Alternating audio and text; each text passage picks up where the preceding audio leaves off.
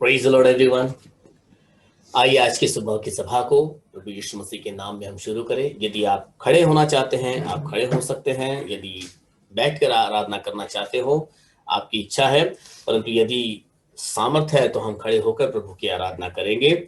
जैसे भजन संहिता 150 उसकी 1 और 2 आयत में कहता है, याह की स्तुति करो, परमेश्वर के पवित्र स्थान में उसकी स्तुति करो, उसकी सामर्थ से भरे हुए आकाश मंडल में उसकी स्तुति करो, उसके पराक्रम के कामों के कारण उसकी स्तुति करो, स्तुति करो उसकी अत्यंत बढ़ाई के अनुसार उसकी स्तुति करो।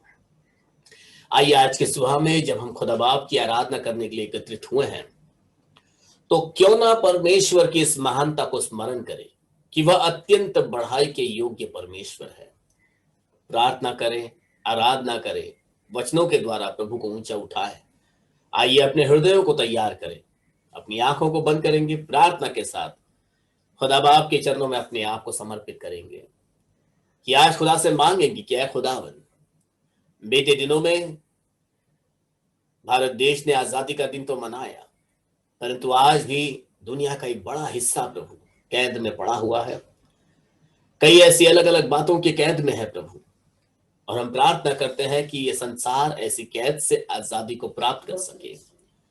आज खुदा बाप ने हमें वो आजादी का जीवन दिया है, तो क्यों ना इस महानता को स्मरण करते हुए, खुदा बाप की इस दया को स्मरण करते हुए कि उसकी दया ही है, उसका अनुग्रह ही है कि आज मैं और आप उसकी पहचान को लेकर मसीहियत में उस आजादी को मनाने पाते हैं। हालेलुया। ये प्रार्थना करें परमेश्वर से। Hallelujah Lord Jesus. प्रभु यीशु, प्रभु धन्यवाद देते हैं आज के सुंदर दिन के लिए प्रभु की, आज का दिन जो आपने बनाया प्रभु, और हम इस दिन में आनंदित होते हैं प्रभु कि आप हमारे संग हो, कि इस दिन में आपके वायदे हमारी अगुवाई करते हैं प्रभु, और प्रभु इस दिन में प्रभु हम आपके उस जलाली चेहरे को निहारने पाते हैं। प्रभु हम जीवतों के जमीन पर खड़े होने पाते हैं। हम आपको तहे दिल से धन्यवाद देते हैं प्रभु कि आपने हमें बुलाया, हमें चुना और हमें नियुक्त किया प्रभु यीशु। हम हमारे बुलाए जाने पर प्रभु आपको धन्यवाद का बलिदान चढ़ाते हैं प्रभु, कि हम मिट नहीं गए, पर यह आपकी महाकरुणा का फल है प्रभु यीशु मसीह। प्रभु हम आपकी इस दया के लिए फिर एक बार तहे दिल से आपको धन्यवाद कहते हैं। अब आपसे प्रार्थना करते हैं प्रभु कि कई लोग प्रभु अभी नाश और विनाश की दशा में आगे बढ़ रहे हैं, उनके लिए प्रभु आपके सामर्थ का हाथ बढ़े, वे भी आपके उद्धार को प्राप्त करें, वे भी आपके राज्य के वारिस बनने पाए। और इसलिए प्रभु आप हम में से एक एक जो आज इस सभा में शामिल होते हैं, हमारा इस्तेमाल कीजिए प्रभु, अपनी सामर्थ से हमें भरिए, अपने प्रभु आत्मा से भरकर प्रभु, अपने अभिषेक में भरकर प्रभु अपने राज्य के लिए आप हमारा इस्तेमाल कीजिए प्रभु। प्रभु आज के गीतों का गाना, वाद्यों का बजाना, वचन का सुनना सुनाना, इन सारी बातों के द्वारा प्रभु आपको ही मान, महिमा, आदर और गौरव मिलने पाए प्रभु यीशु। प्रभु आपसे प्रार्थना करते हैं, आज के जो वचन सुनाए जाते हैं, जो गीत गाए जाते हैं प्रभु, कईयों के लिए ये आशीष का कारण बने, उद्धार और छुटकारे का कारण बने प्रभु यीशु। आज के सभा का आप ताबा लीजिए प्रभु, जुड़ने वाले सुनने वाले आपके लोग हैं या आपकी कलीसिया है प्रभु, अपनी कलीसिया का कब्जा आप कीजिए प्रभु। हर एक वो जो आज इस आराधना में जुड़ते हैं, उनके शरीर, प्राण, आत्मा का ताबा आप लीजिए प्रभु। प्रभु वे आपके दर्शन को प्राप्त करें।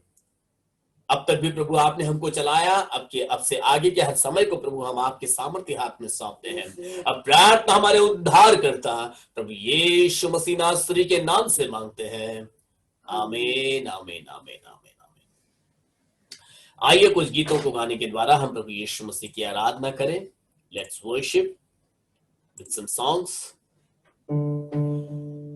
धन्यवाद के साथ स्तुति गाऊंगा, हे यीशु मेरे खुदा। आइए इस गीत को गाएं और खुदा बाप की आराधना में शामिल हो। Praise the Lord Jesus.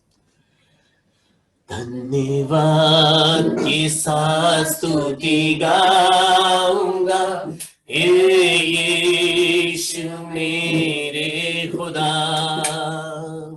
उपकार तेरे है बेशुमार, कोटि कोटि स्तुति धन्यवाद। धन्यवाद के साथ स्तुति गाऊंगा, हे यीशु मेरे खुदा। उपकारी तेरी है बेशुमार, कोटि कोटि स्तुति धन्यवाद। योग्यता से बढ़ के दिया है अपनी दया से तूने मुझे, योग्यता से बढ़ के दिया है अपनी दया से तूने मुझे, मांगने से ज्यादा मिला मुझे, आभारी हूँ प्रभु मैं। मांगने से ज्यादा मिला मुझे, आभारी हूँ प्रभु मैं। धन्यवाद के साथ स्तुति गाऊंगा, हे यीशु मेरे खुदा। उपकारी तेरी है बेशुमार, कोटि कोटि स्तुति धन्यवाद। तू है सच्चा जिंदा खुदा, है तुझ पर ही भरोसा मेरा। तू है सच्चा जिंदा खुदा, है तुझ पर ही भरोसा मेरा। सेवा पूरी करके पाऊं इनाम, प्रभु ऐसा दो वरदान। सेवा पूरी करके पाऊं इनाम, प्रभु ऐसा दो वरदान। धन्यवाद के साथ स्तुति गाऊंगा, हे यीशु मेरे खुदा। उपकारी तेरी है बेशुमार, कोटि कोटि स्तुति धन्यवाद। कोटि कोटि स्तुति धन्यवाद। कोटि कोटि स्तुति धन्यवाद करते हैं कि प्रभु हमारी योग्यता से बढ़कर आपने हमको दिया है, और अपनी दया से प्रभु, आपके अनुग्रह से प्रभु, कि हमने जो मांगा तो उससे ज्यादा ही आपने हमको दिया। कि आप सच्चे और जीवित खुदावन हो, और हम सबका भरोसा प्रभु आप पर ही है। जब इस प्रार्थना के साथ आज हम उसके सलिदान में, उसके चरणों में आए हैं, तो क्यों ना धन्यवाद दे आज के इस दिन के लिए कि खुदावन ने हमें इस दिन में प्रवेश करने का अवसर दिया, कि आज का दिन जो यहोवा ने बनाया, और मैं अपने आप से ये प्रण लेता हूं और कमिट करता हूं कि मैं इसमें आनंदित होऊंगा, जैसे वचन बताता है। आइए हम प्रभु खुदावन को महिमा देते हुए इस गीत को हम गाएं। आज का दिन यहोवा ने बनाया है, हम उसमें आनंदित हो, आनंदित हो। आज का दिन यहोवा ने बनाया है, हम उसमें आनंदित हो, आनंदित हो। प्रभु को महिमा मिले, चाहे वो मेरा अभिमान। प्रभु को महिमा मिले, चाहे वो मेरा अभिमान। वो रहे मैं घटूं, रहे उसी का ध्यान। वो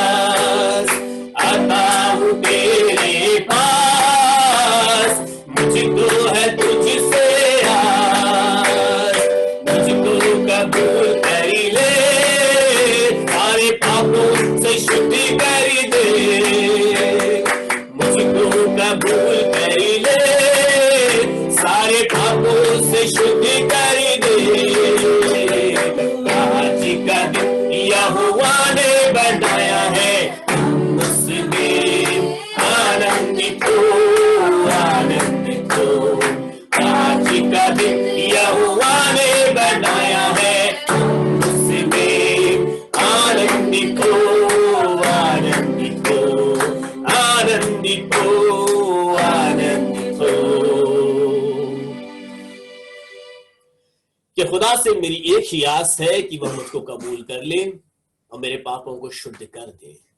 कि आज का दिन यहोवा ने बनाया है, क्यों ना इस दिन में हम प्रभु को महिमा दे और उसके नाम को ऊंचा उठाएं, उसको बढ़ाएं और उसकी महिमा करें।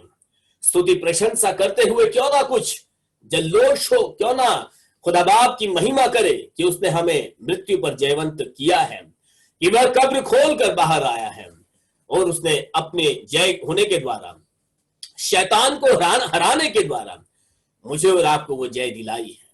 तो आइए जय के गीत गाएंगे, खुशी से गाएंगे, ताली बजाकर गाएंगे, क्योंकि यीशु मसीह वो जीवित हुआ है।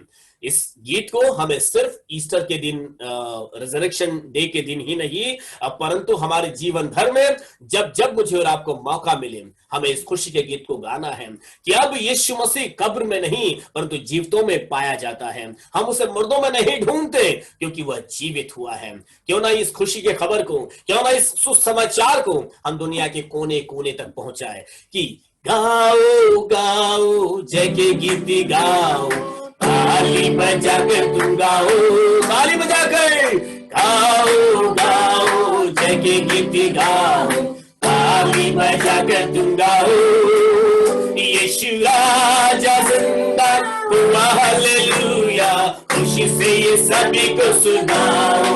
ओ यीशु राजा जिंदा हुआ, हालेलुया, खुशी से ये सभी को सुनाओ। ओ गाओ गाओ जय के गीत गाओ, ताली बजा के तुम गाओ, गाओ गाओ जय के गीत गाओ, ताली बजा के तुम गाओ। यीशु राजा जिंदा हुआ, हालेलुया, खुशी से ये सभी को सुनाओ। यीशु राजा जिंदा हुआ, हालेलुया, खुशी से ये सभी को सुनाओ। वो कब्र पर था एक बड़ा पत्थर, देखो कैसे हट गया है वो। कब्र पर था एक बड़ा पत्थर, देखो कैसे हट गया है वो। रोमी राज की मोहर बंदी न रख सकी कभी भी ईश्वर के पुत्र को। रोमी राज की मोहर बंदी न रख सकी कभी भी ईश्वर के पुत्र को। तो गाओ गाओ जय के गीत गाओ, ताली बजाकर तुम गाओ, गाओ गाओ जय के गीत गाओ, ताली बजाकर तुम गाओ। यीशु राजा जिंदा हुआ, हालेलुया, सभी को सुनाओ। यीशु राजा जिंदा हुआ, हालेलुया, खुशी से सभी को सुनाओ। रो मत विला करो मत, गली में जाकर कहो बात। रो मत विला करो मत, गली में जाकर कहो बात। वो वचन अनुसार कब्र से निकला, जाओ सुनाओ समाचार। वो वचन अनुसार कब्र से निकला, जाओ सुनाओ समाचार। तो गाओ गाओ जय के गीत गाओ, ताली बजाकर तुम गाओ, गाओ गाओ जय के गीत गाओ, ताली बजाकर तुम गाओ।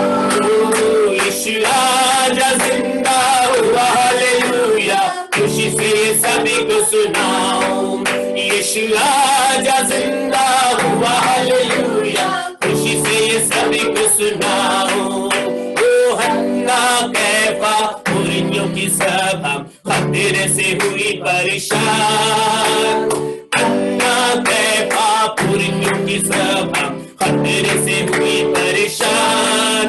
अंधकार की सामत खत्म होने पर बहुत घबराया शैतान।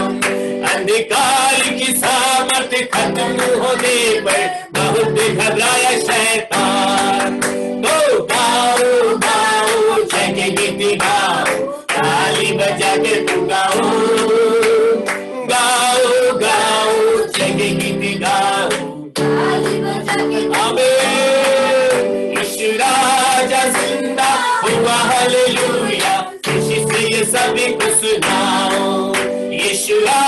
राजा जिंदा हुआ, हालेलुया, खुशी से सभी को सुनाओ। ऊंचे करो सब दरवाजे, आता है बड़ा बादशाह। ऊंचे करो सब दरवाजे, आता है बड़ा बादशाह। नरसिंह सितार और तबले बजाकर गाओ तुम हालेलुया। नरसिंह सितार तबले बजाकर गाओ तुम हालेलुया। गाओ गाओ जग गीत गाओ, ताली बजाकर तुम गाओ। गाओ गाओ जग गीत गाओ, ताली बजाकर हालेलुया। यीशु राजा जिंदा हुआ, हालेलुया, खुशी से सभी को सुनाओ। यीशु राजा जिंदा हुआ, हालेलुया, खुशी से सभी को सुनाओ। यीशु राजा जिंदा हुआ, हालेलुया, खुशी से सभी को सुनाओ। यीशु राजा जिंदा हुआ है, खुशी से ये सबको सुनाओ। कब्र पर एक बड़ा पत्थर था, खुदा बाप ने मेरे और आपके लिए उस पत्थर को हटा दिया है। जो पत्थर मेरे और आपके और परमेश्वर के बीच में एक रुकावट बना हुआ था, यीशु मसीह ने उस पत्थर को हटा दिया, उस पर्दे को हटा दिया।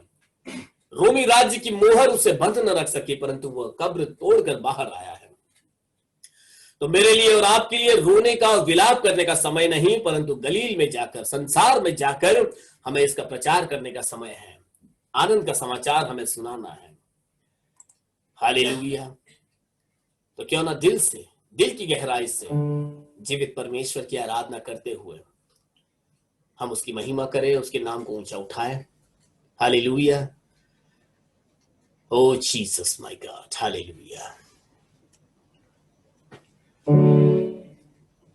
Hallelujah Lord my God. आराधना करूं मैं इस जुबान से, नाम तेरा ही लूं मैं पूरे दिल से। आराधना हालेलुया लॉर्ड इस जुबान से,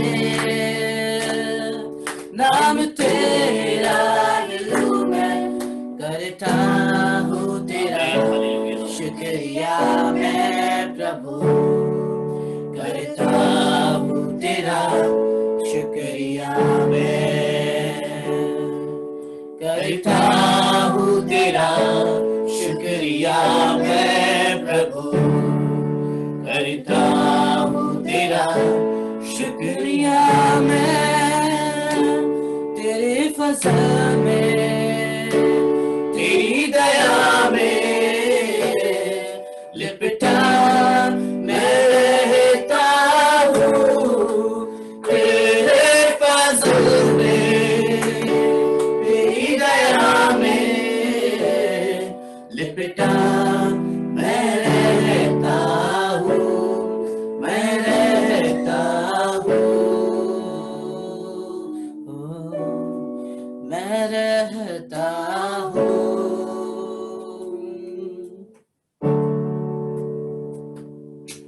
जब होता हूँ बेचैनी कभी, तेरी रूह जब मुझको थामती है।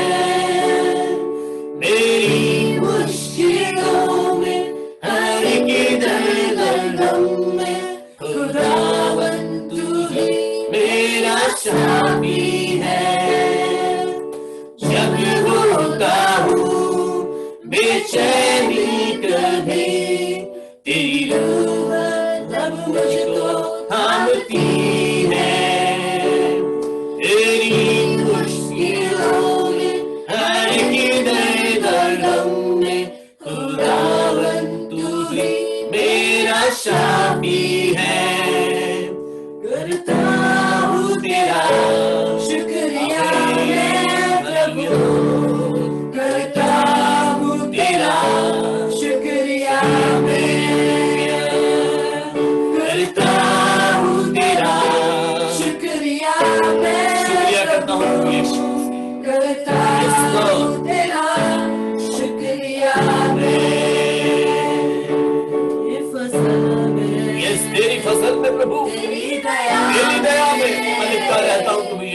लिपटा मैं रहता हूँ तेरे फजल में, तेरी दया में लिपटा मैं रहता हूँ, मैं रहता हूँ,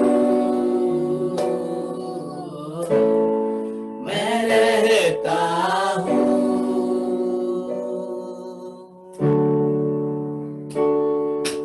जब लेता हूँ मैं नाम तेरा, तेरी सामर्थ को तब मैं देखता हूँ। तुझसे मिली हर बरकत मुझे महफूज तेरे संग मैं रहता हूँ। जब लेता हूँ मैं नाम तेरा, तेरी सामर्थ को तब मैं देखता हूँ।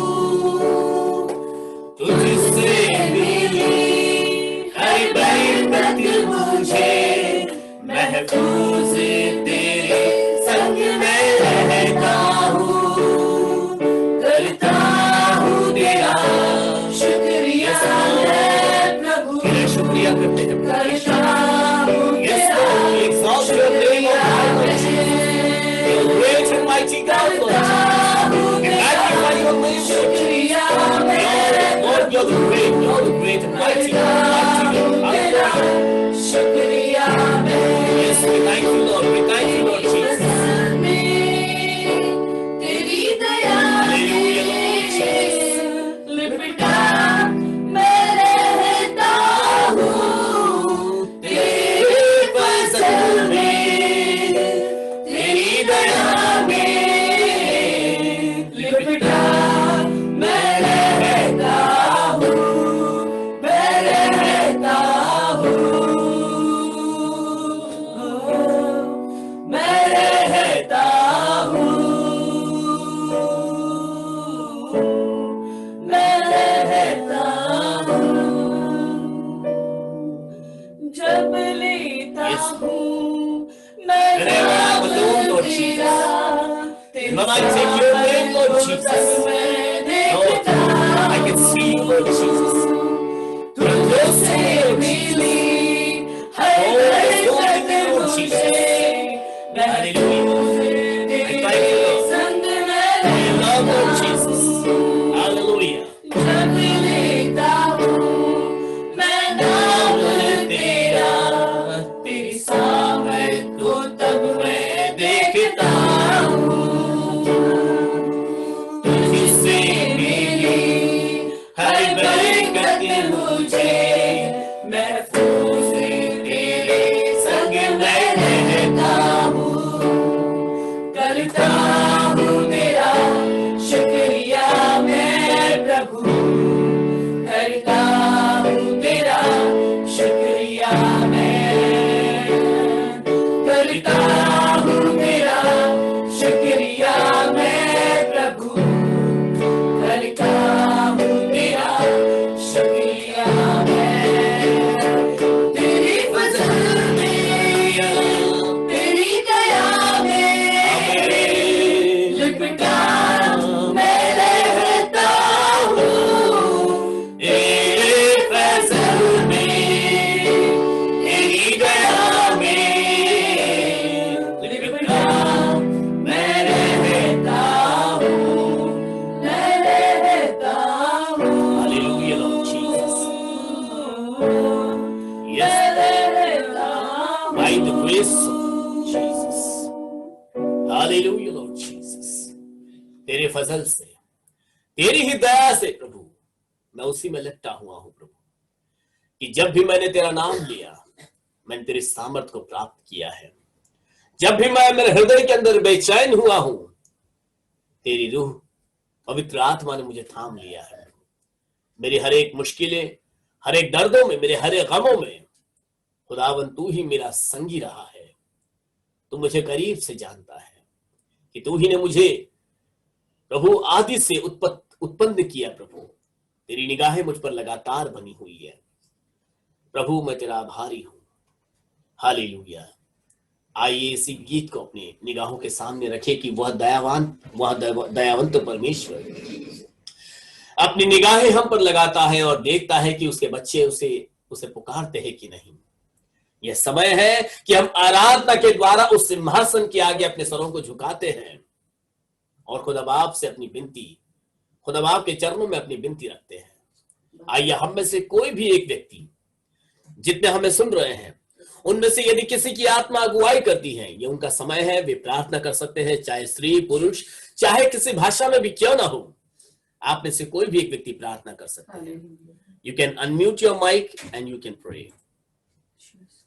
Hallelujah Lord Jesus. आप में से कोई भी एक व्यक्ति प्रार्थना कर सकते हैं। Praise the Lord Jesus. Hallelujah hallelujah hallelujah Lord Jesus. धन्यवाद धन्यवाद धन्यवाद धन्यवाद धन्यवाद देते यीशु मसीह आपके नाम को।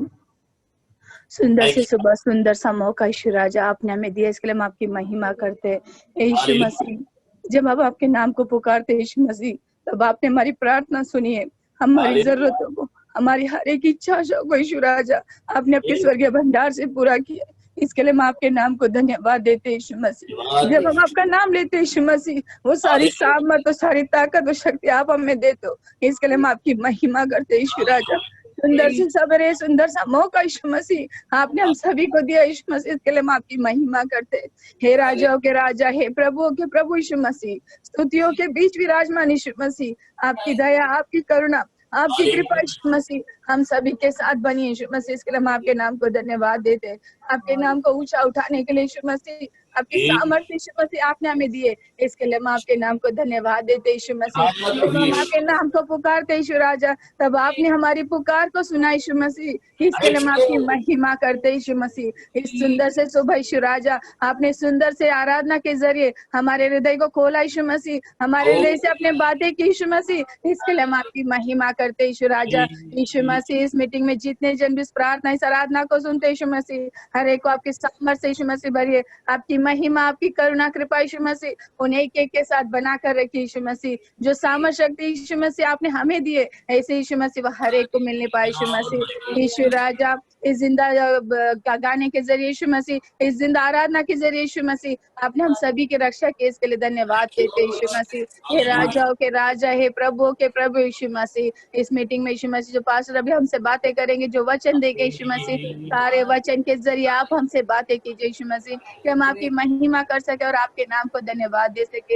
हे राजाओं के राजा, हे प्रभुओं के प्रभु यीशु मसीह, स्तुतियों के बीच विराजमान यीशु मसीह, नेट की कोई भी परेशानी यीशु मसीह ना आने पाए, ऐसे काम आप कीजिए यीशु राजा, कि हम आपके नाम को धन्यवाद दे सके यीशु मसीह। आज दिन भर भी यीशु मसीह हमारी जितनी जरूरत है, जितनी बातें यीशु मसीह, वो सब कुछ हम आपके चरणों में रखते यीशु मसीह। कई चिंताएं, कई परेशानी होंगी यीशु मसीह हर एक के जीवन में, सारे इस परेशानियों से यीशु मसीह हर एक को आजाद कीजिए यीशु मसीह, कि हर एक आपकी महिमा कर सके। कई बीमार और परेशानी में यीशु मसीह, कई और तकलीफ में पड़े यीशु मसीह, उन एक एक के साथ आप रहे यीशु मसीह, कभी किसी को किसी बात की कोई कमी घटी ना आने पाए यीशु राजा। आपकी सामर्थ, आपकी दया, आपकी करुणा, कृपा यीशु मसीह हर एक के साथ और हर एक के जीवन में हमेशा बनी रही यीशु मसीह। सुंदर से सुबह के लिए धन्यवाद देते, सुंदर सी आराधना के लिए धन्यवाद देते यीशु मसीह। पास्टर के परिवार को आप संभाले, उनके परिवार के एक एक लोगों की आप रक्षा कीजिए, उनके यीशु मसीह घर की एक एक जरूरतों को और कई चीजों की यीशु मसीह सारी बातों को आप पूरा कीजिए यीशु मसीह। हर एक तकलीफ, हर एक परेशानी से आप हर एक को बचा कर रखिए यीशु मसीह। आज सवेरे यीशु मसीह जहाँ कहीं आपके नाम से जिंदा आराधना होती यीशु मसीह, वहाँ यीशु मसीह आप उपस्थित रहिए यीशु मसीह, कि आपकी सामर्थ शक्ति हर एक के जीवन में काम करने पाए यीशु मसीह। ऐसे समय के लिए धन्यवाद देते यीशु मसीह। यही छोटी सी प्रार्थना यीशु मसीह आपके मीठे मधुर नाम से मांगते, सुनना और कबूल कर। आमीन आमीन आमीन आमीन। हालेलुया। सो आइए भजन संहिता को निकालें, हम अपनी बाइबल को निकालें और भजन संहिता 119 को हम निकालेंगे सभी लोग। हम वचन दर वचन आगे बढ़ रहे हैं। हमने बीते हफ्ते तक 88 वचन पढ़ लिए और आज हम पढ़ेंगे 89 से लेकर 104, मतलब 104, 99 से लेकर 104 तक पढ़ेंगे, 89 to 104। भाई गोविंद इस वचन को पढ़ने में हमारी अगुवाई करेंगे और हम उनके साथ साथ में पढ़ेंगे। हम हालेलुया, पीछे yes praise the Lord brother. Hallelujah. Praise. हे यहोवा, हे यहोवा तेरा वचन तेरा वचन आकाश में सदा तक स्थिर रहता है। आकाश में सदा तक स्थिर रहता है। तेरी सच्चाई तेरी सच्चाई पीढ़ी से पीढ़ी तक बनी रहती है। पीढ़ी से पीढ़ी तक बनी रहती है। तूने पृथ्वी को स्थिर किया, तूने पृथ्वी को स्थिर किया, इसलिए वो बनी है। इसलिए वो बनी है। वह आज के दिन तक तेरे नियमों के अनुसार वे आज के दिन तक तेरे नियमों के अनुसार ठहरे हैं, हैं, क्योंकि सारी सृष्टि तेरे अधीन है। क्योंकि सारी सृष्टि तेरे अधीन है। यदि मैं तेरी व्यवस्था से सुखी ना होता, यदि मैं तेरी व्यवस्था से सुखी न होता, तो मैं दुख के समय नष्ट हो जाता। तो मैं दुख के समय नष्ट हो जाता। मैं तेरे उपदेशों को कभी नहीं भूलूंगा, मैं तेरे उपदेशों को कभी ना भूलूंगा, क्योंकि उन्हीं के द्वारा तूने मुझे जिलाया है। क्योंकि उन्हीं के द्वारा तूने मुझे जिलाया है। मैं तेरा ही हूँ, मैं तेरा ही हूँ, तू मेरा उद्धार कर, तू मेरा उद्धार कर। क्योंकि मैं तेरे उपदेशों की सुधि रखता हूँ। क्योंकि मैं तेरे उपदेशों की सुधि रखता हूँ। दुष्ट मेरा नाश करने के लिए, दुष्ट लोग मेरा नाश करने के लिए मेरी घात में लगे हैं, मेरी घात में लगे हैं। परंतु मैं तेरी चितौनियों पर ध्यान करता हूँ। परंतु मैं तेरी चितौनियों पर ध्यान करता हूँ। जितनी बातें पूरी जान पड़ती है, जितनी बातें पूरी जान पड़ती है, उन सबको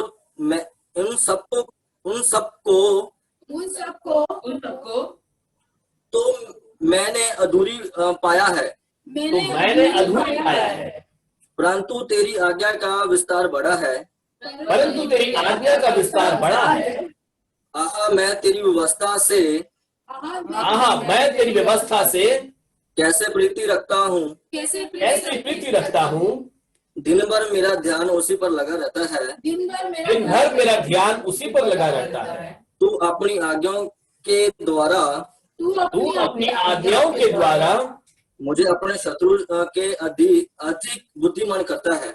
मुझे अपने शत्रुओं से अधिक बुद्धिमान करता है। क्योंकि वह सदा मेरे मन में रहती है। क्योंकि वे सदा मेरे मन में रहती हैं। मैं अपने सब शत्रुओं से भी अधिक समझदार रखता हूँ, अधिक समझ रखता हूँ। क्योंकि मेरा ध्यान तेरी चितौनियों पर लगा है। क्योंकि मेरा ध्यान तेरी चितौनियों पर लगा है। मैं पुर्नियों से भी समझदार हूँ। मैं पुर्नियों से भी समझदार हूँ। क्योंकि मैं तेरे उपदेशों को पकड़ा हुआ हूँ। क्योंकि मैं तेरे उपदेशों को पकड़े हुए हूँ। मैंने अपने पाँव को हर एक बुरे रास्ते से रोक रखा है।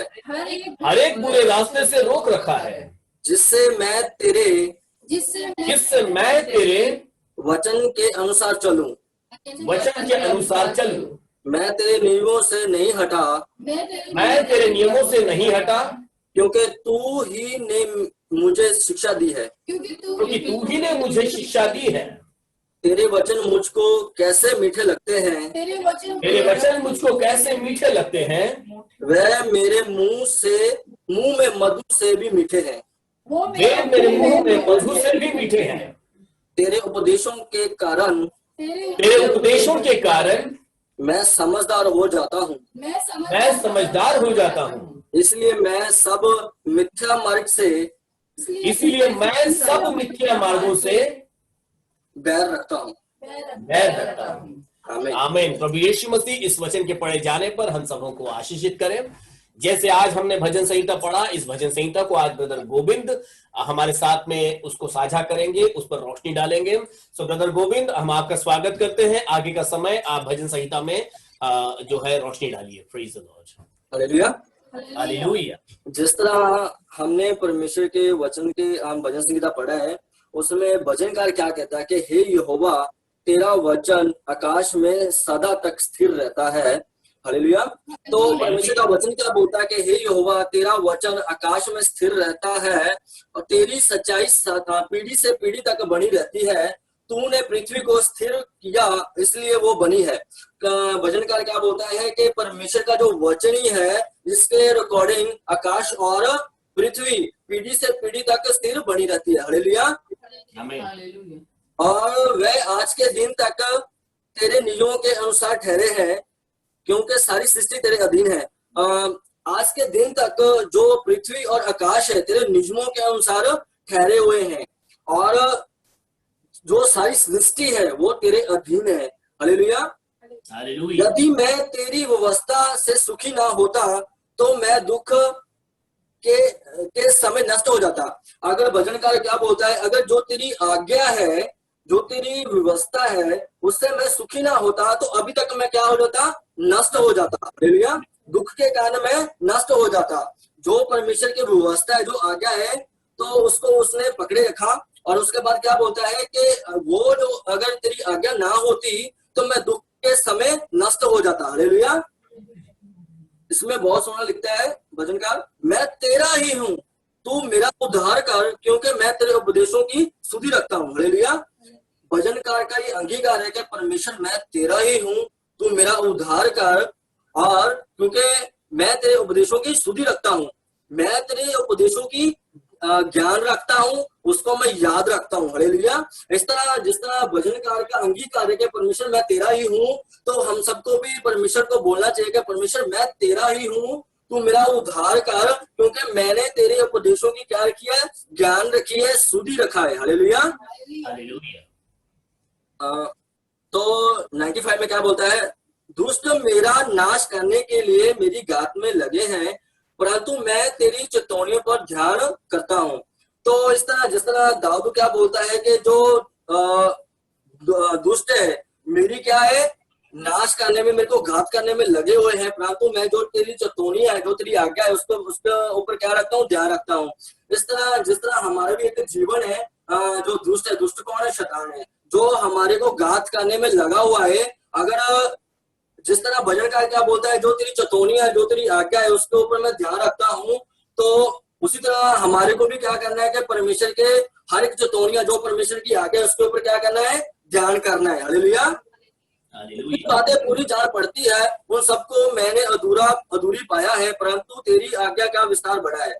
जो परमेश्वर की जो हर एक बातें जो उसको जान पड़ती है वे सब वो अधूरी है, और जो तेरी आज्ञा का विस्तार बहुत बड़ा है। जो परमेश्वर की आज्ञा है उसका जो विस्तार है बहुत क्या है, बड़ा है। हालेलुया।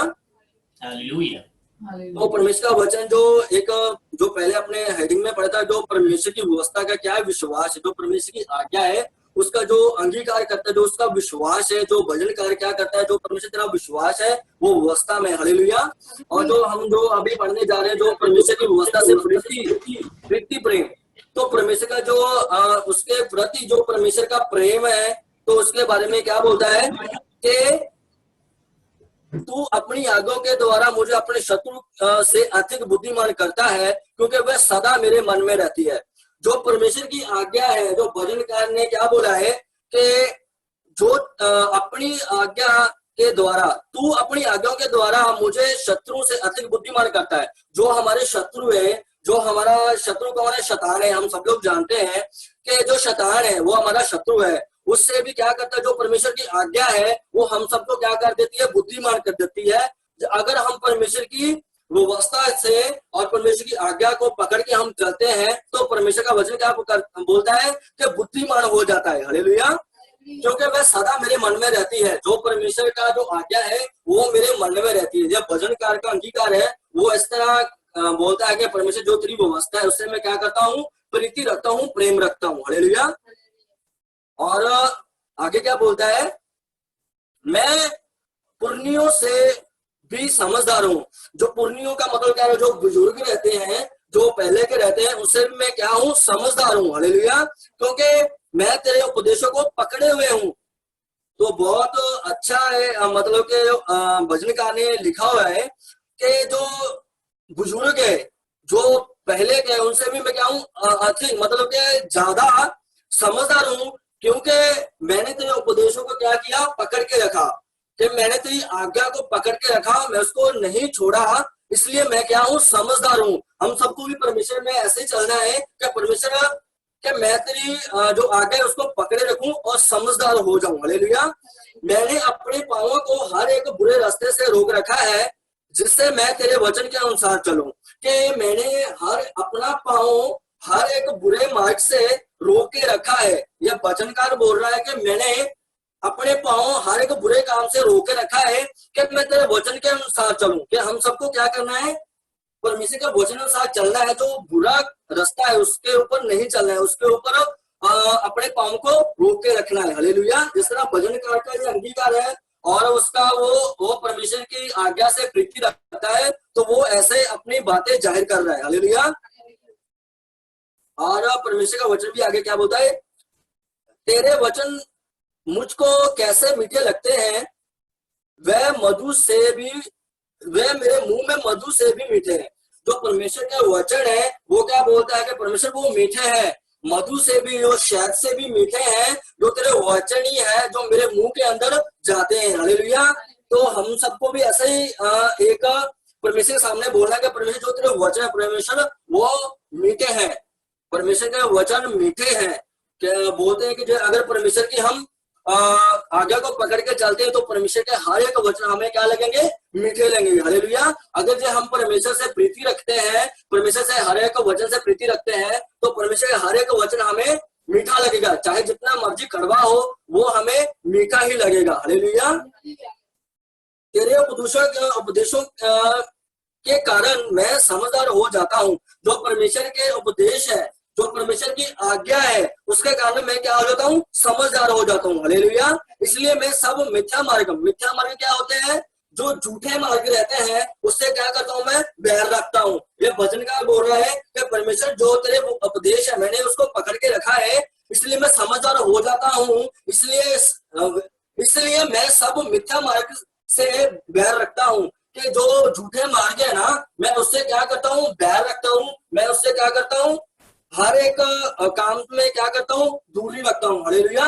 ये जो भजनकार है उसका ये अंगीकार है। जो उसकी जो पहले व्यवस्था में उसने क्या बोला कि परमेश्वर तेरी जो व्यवस्था है उसमें जो विश्वास मैंने किया मैं करता भी हूँ। हालेलुया। मैं सुधि भी रखता हूँ। हालेलुया। जो उसके उपदेश है बहुत अच्छा उसने एक अंगीकार परमेश्वर के साथ करता है कि परमेश्वर मैं तेरा ही हूँ, तू मेरा उद्धार कर, क्योंकि मैं तेरे उपदेशों की सुधि रखता हूँ। 94 हमने पढ़ा है। तो उसका ये अंगीकार है। हम सबको भी एक अंगीकार करना चाहिए, परमेश्वर मैं तेरा ही हूँ, तूने मेरे को बनाया है, मेरा उद्धार कर, क्योंकि मैं तेरे उपदेशों की क्या करता हूँ? सुधि रखता हूँ, उसका ज्ञान रखता हूँ। हालेलुया। जिस तरह भजनकार का अंगीकार है हम सबको भी अंगीकार करना चाहिए। हालेलुया। जो हमारा दुश्मन है उसका 95, जो हमारा दुष्ट है, जो दुष्ट कौन है? शैतान है। जो हमें हमारी घात में रहता है, जो परमेश्वर की चेतावनी पर ध्यान रखता है, जो उसकी आज्ञा पर ध्यान रखता है, तो जो दुष्ट को भी क्या करता है? शैतान को भी मात दे देगा। हालेलुया। ये था आज का अपना वचन। परमेश्वर आपको इन सबके जरिए आशीष करे। आमीन। Praise the Lord, Hallelujah. बड़े खूबसूरती से भाई गोविंद इस भजन संहिता के मर्म को मेरे और आपके साथ में बांट रहे थे। काफी गहराइयां इन वचनों के अंदर है। जब भजनकारों ने कलम उठाई और अपने अनुभवों को इन पन्नों पर उतारा, उन्होंने परमेश्वर की उस सामर्थ को अपने सामने रखा कि परमेश्वर कैसा है, कितना बड़ा है, कितना महान है और उसकी आज्ञाएं हमारे लिए कितनी महत्व रखती हैं। एक वचन यहाँ पर मेरा ध्यान खींच रहा था, जैसे भाई गोविंद ने भी इसे दोहराया और मैं भी उसे पढ़ के बताना चाहता हूं उसके 95 को, कि दुष्ट मेरा नाश करने के लिए मेरी घात में लगे हैं। चारों ओर यदि हम अपनी निगाहों को घुमाएं तो परिस्थितियां मनुष्यों को डरा रही हैं। लोग मृत्यु से भाग रहे हैं, या मैं कहूंगा अनजाने में मृत्यु की ओर बढ़ रहे हैं। तो मृत्यु की रस्सियां तो चारों ओर हमें घिरे हुए हैं, परंतु भजनकार यहां पर एक उत्तम बात हमें बताता है कि दुष्ट मेरा नाश करने के लिए मेरी घात में लगे हुए हैं, परंतु चाहे परिस्थितियां जो भी हो, परंतु यहां पर सारी परिस्थितियों को बदल डालता है। भजनकार कहता है परंतु मैं तेरी चित्तौनियों पर ध्यान करता हूं। परिस्थितियां कुछ और तस्वीरें बताती हैं, हालात मुझे और आपको कुछ और बताते हैं, परंतु मेरा ध्यान कहां पर होगा? प्रभु तेरी चितौनियों की ओर होगा कि तेरे वचन मुझे क्या बताते हैं, तेरा मार्गदर्शन मुझे क्या सिखाता है, तेरे वचन मुझको क्या बताते हैं, मैं उसको थामे रहूंगा। शत्रु तो मेरे विरुद्ध में उठे हैं। ऐसे कई बातें यहाँ इस संदेश में, इस पूरे भाग में हमने पढ़ा कि परमेश्वर का हाथ थामे रहना, परिस्थितियां कितनी विपरीत क्यों ना चली जाए, परंतु प्रभु में बने रहे। प्रभु का हम धन्यवाद देते हैं ऐसे खूबसूरत अनुभवों के लिए जो भजनकारों ने अपने जीवन में लिए और मेरे और आपके साथ में बांटे हैं। ये सारी बातें एक ही बात की ओर इशारा करते हैं कि भजनकार अपने परमेश्वर को भली भांति जानते हैं। आज सवाल ये उठता है कि क्या मैं और आप अपने परमेश्वर को जानते हैं? परमेश्वर अलग नहीं है, एक ही परमेश्वर है, वो बदला नहीं है। कल, आज और युगान युग एक सा रहने वाला परमेश्वर, वही परमेश्वर आज मेरी और आपकी अगुवाई करता है, मेरे संग है, वो और आपके संग है। हम और आप कैसे परमेश्वर की गवाही देंगे? आइए, ये समय है, जैसे भजनकार ने अपनी गवाही को मेरे और आपके साथ में बांटा है, मैं और आप भी खुदा बाप की गवाही को सभा के आगे रखेंगे। सबसे पहले बच्चे, जैसे अभी हम रविवार की आराधना करते हैं, उसमें बच्चे पहले अपनी गवाही देंगे, उसके बाद बड़े लोग अपनी गवाही को देंगे। तो जल्दी से बच्चे अपनी गवाही को शुरू करेंगे।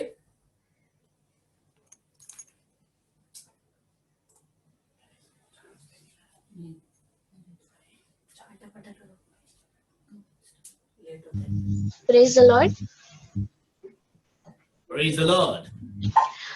मैं यीशु मसीह के नाम को धन्यवाद दूंगी कि इस दिन तक हम सभी को संभाले रखा, हम हमारे परिवारों को संभाले रखा, हर एक जरूरतों को पूरे किए हमारे, और हर बीमारी रोगों से बचाए रखा, हर एक्सीडेंट से बचाए रखा। इसलिए धन्यवाद देती हूँ यीशु के नाम को, और हर वक्त वो हमारे साथ रहे, इसलिए धन्यवाद।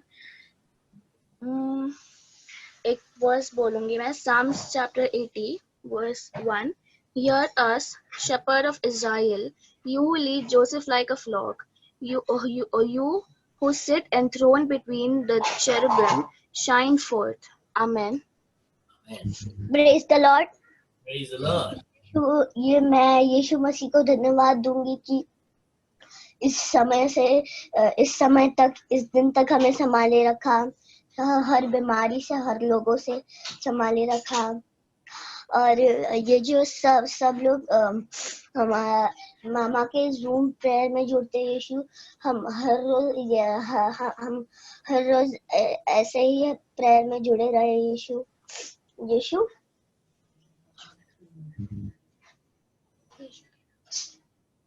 मैं यीशु के नाम को धन्यवाद दूंगी, मेरे फैमिली को अब तक संभाले रखा, मेरे एग्जाम्स में मेरे साथ रहा, और मेरा जो भी पढ़ाई था अभी यीशु ने मेरे साथ रहा। इसके लिए धन्यवाद देती हूँ यीशु को। आमीन। हालेलुया। हालेलुया। मैं यीशु मसीह को धन्यवाद देती हूँ कि मेरा बर्थडे था उन्हें, और ये एक साल खत्म करके दूसरे साल में मुझे कदम रखा, उसके लिए यीशु मसीह को धन्यवाद देती हूँ। और हर समय, हर वक्त यीशु ने मेरे सहायता मदद की, उसके लिए भी धन्यवाद। मेरा एग्जाम चालू था ये महीने में, उसके साथ भी लिए, उसमें नेट सब बराबर से मिला, उसके लिए भी मैं यीशु मसीह को धन्यवाद देती हूँ। हम लोग सब बच्चे लोग अच्छे से यीशु में बढ़ने का जैसा ये सब प्रेयर कीजिए। मैं आप लोग सब मेरे लिए और मेरे परिवार के लिए प्रेयर कीजिए। मैं उसके लिए एक वचन पढ़ना चाहती हूँ, Matthew chapter 24 verse 35. Heaven and earth shall pass away, but my word shall not pass away. Thank you. Amen. Praise the Lord. Praise the Lord. Praise the Lord. मैं प्रभु यीशु मसीह के नाम को धन्यवाद देती हूँ, उन्हें फिर एक हफ्ते हमें संभाला और वापस गवाही देने का मौका दिया। इसके लिए प्रभु यीशु मसीह के नाम को धन्यवाद देती हूँ। आप डेली प्रेयर्स में हमारी फैमिली के और हमारे लिए प्रेयर कीजिए। मैं उनके महिमा के लिए 2 वचन पढ़ना चाहती हूँ। Psalm 71 verse 15 and 16. My mouth shall shew forth thy righteousness and thy salvation all the day, for I have known thy numbers thereof. I will go in the strength of the Lord God. I will make mention of all thy righteousness, even of thine only. Amen. Amen. Hallelujah. Hallelujah. Hallelujah. यीशु मसीह को धन्यवाद देना चाहता हूँ, उन्होंने मेरे को हम सबका अभी तक संभाले रखा और दूतों का पहरा हमारे चारों तरफ मनाए रखा। इसके लिए मैं यीशु मसीह के लिए 2 वचन पढ़ना चाहता हूँ। Psalms 101 and 2. Make a joyful noise unto the Lord of the God with gladness.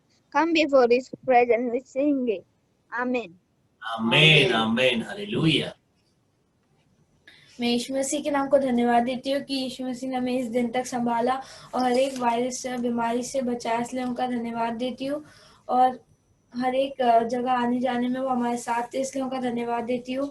आप अपने डेली प्रेयर्स में मेरे परिवार के लिए प्रार्थना कीजिए और हम सब बच्चों के लिए भी, क्योंकि हमारे एग्जाम आ रहे तो हम अच्छी तरह से पढ़ सके, इसके लिए उनकी महिमा के लिए एक छोटा सा वचन पढ़ना चाहूंगी। Psalms 111 verses 1. Praise ye the Lord. I will praise the Lord with my whole heart in the assembly of the upright and in the congregation. Amen hallelujah. Hallelujah. मैं प्रभु यीशु मसीह के नाम को धन्यवाद देता हूँ कि उन्होंने मुझे अब तक संभाले और हर एक बीमारी से, हर एक वायरस से दूर रखे और उनके वचन में हमें आगे रखे और हमारे पढ़ाई में हमारे साथ रहे, कोई भी रुकावट या कुछ भी ना होने दिए। भले ही ऑनलाइन स्टडीज हो रहे लेकिन फिर भी उन्हें हमें ज्ञान बुद्धि दी ताकि हम अपना पढ़ाई अच्छे से कर पाए। उनके नाम के लिए मैं एक वचन पढ़ना चाहता हूँ, भजन संहिता 34 उसका 8। परख कर देखो कि यहोवा कैसा भला है, क्या ही धन्य है वह पुरुष जो उसकी शरण लेता है। आमीन। आमीन। कोई और बच्चे हैं?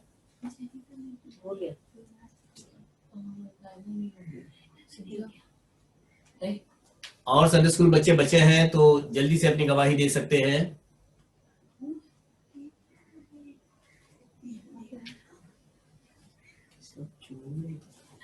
बड़े लोग को बोलना। तो अगर बच्चे लोग का गवाही दे के हो गया होगा तो बड़े लोग अपनी गवाही दे सकते हैं, यदि आप बड़ों में से कोई गवाही देना चाहते हैं।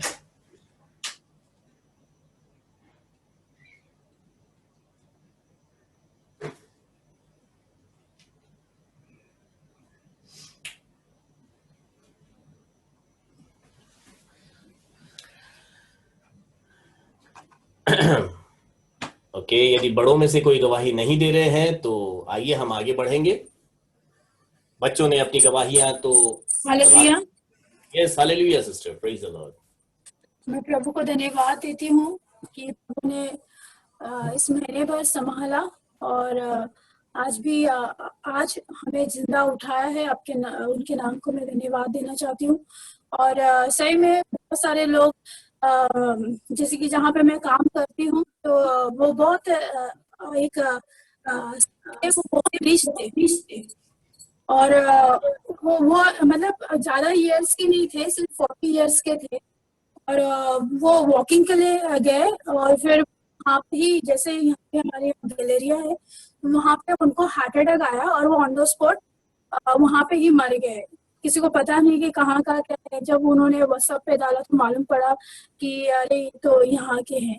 तो सही में प्रभु कहीं कहाँ पे किसको मौत आ जाती है पता नहीं चलता। लोग पैसे के पीछे है, काम के पीछे है, लोग इधर इधर भाग रहे हर चीज के लिए और उनको सच्चाई मालूम नहीं है, परमेश्वर की शांति नहीं मालूम है। लेकिन सच में प्रभु का मैं धन्यवाद देती हूँ कि प्रभु ने हमें चुना है और उसकी शांति रखी हुई है कि हम बिखर ना जाए, टूट ना जाए, संसार हो ना जाए।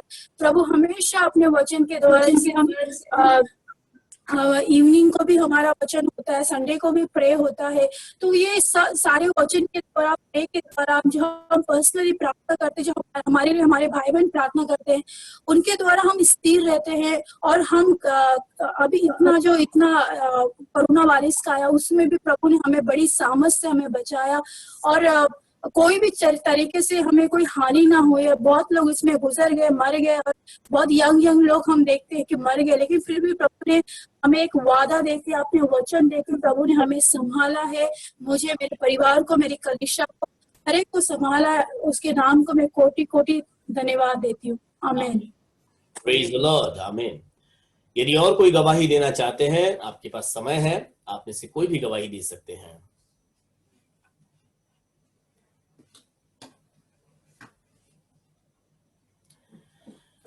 Praise the Lord Jesus.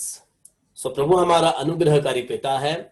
जैसे सिस्टर सिमरन हमारे साथ में इस गवाही को बांट रहे थे कि मनुष्य का कोई मतलब कब क्या किसके साथ हो जाए हम नहीं जानते, लेकिन हाँ हम नहीं जानते परंतु मसीह लोग जानते हैं, क्योंकि हमारा जीवित परमेश्वर हमारे संग है, तो हमारी आत्मा को कोई नुकसान नहीं है, क्योंकि प्रभु का वचन हमारे हृदय के अंदर है और प्रभु में हम तैयार हैं। यदि प्रभु का वचन हम थामे हुए हैं तो हमारे लिए एक अलग आशा परमेश्वर ने मेरे और आपके लिए रखी है। तो हम प्रभु में धन्य मानते हैं कि हम प्रभु की पहचान को लेकर चलते हैं, क्योंकि वचन बताता है धन्य है वे जो प्रभु में मर मिटते हैं। हालेलुया। कई वचन ऐसे इन विषयों पर हम देख सकते हैं, परंतु मैं इस विषय को आज नहीं बताना चाहता। इस विषय पर हम फिर कभी जरूर बात करेंगे कि मसीह में होना और गैर मसीह में होना, इसमें कितना बड़ा अंतर है।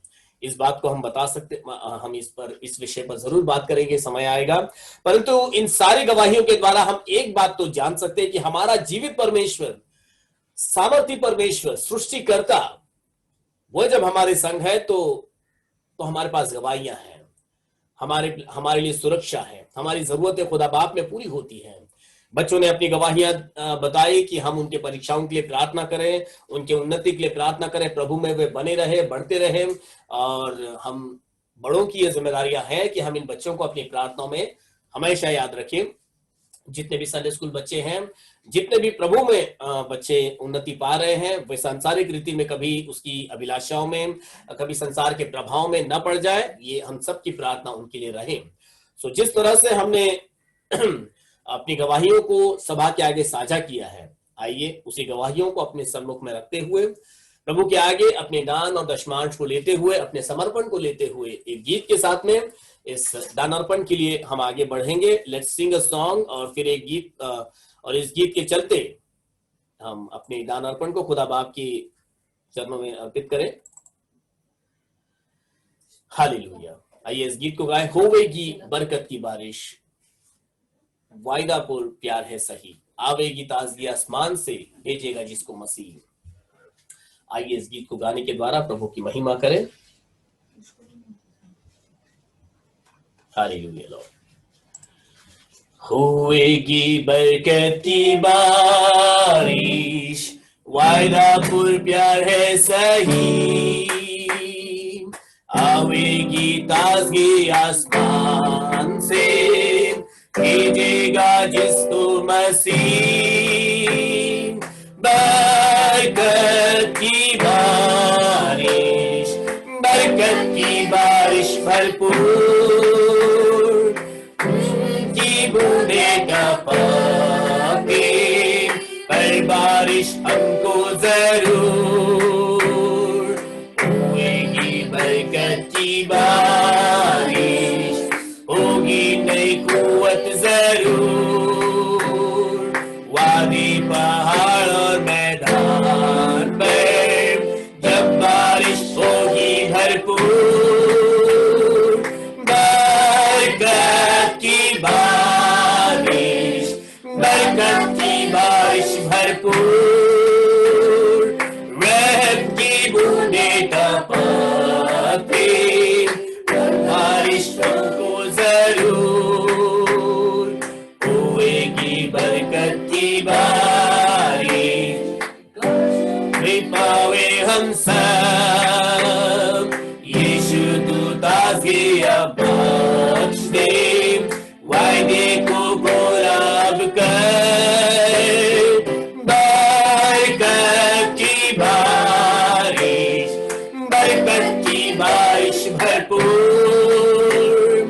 रहम की बूंदे टपके, पर बारिश हमको जरूर। होएगी बरकत की बारिश, भेज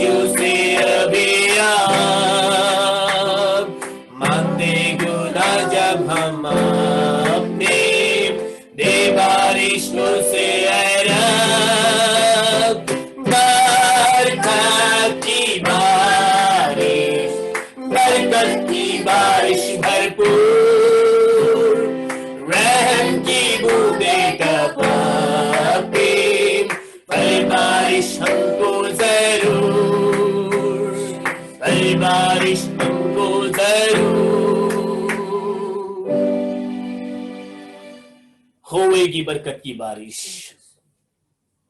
आइए खुदा बाप के चरणों में, जैसे हमने इस गीत के साथ अपने समर्पण को खुदा बाप के चरणों में अर्पित किया है, let's pray for this offering and tights.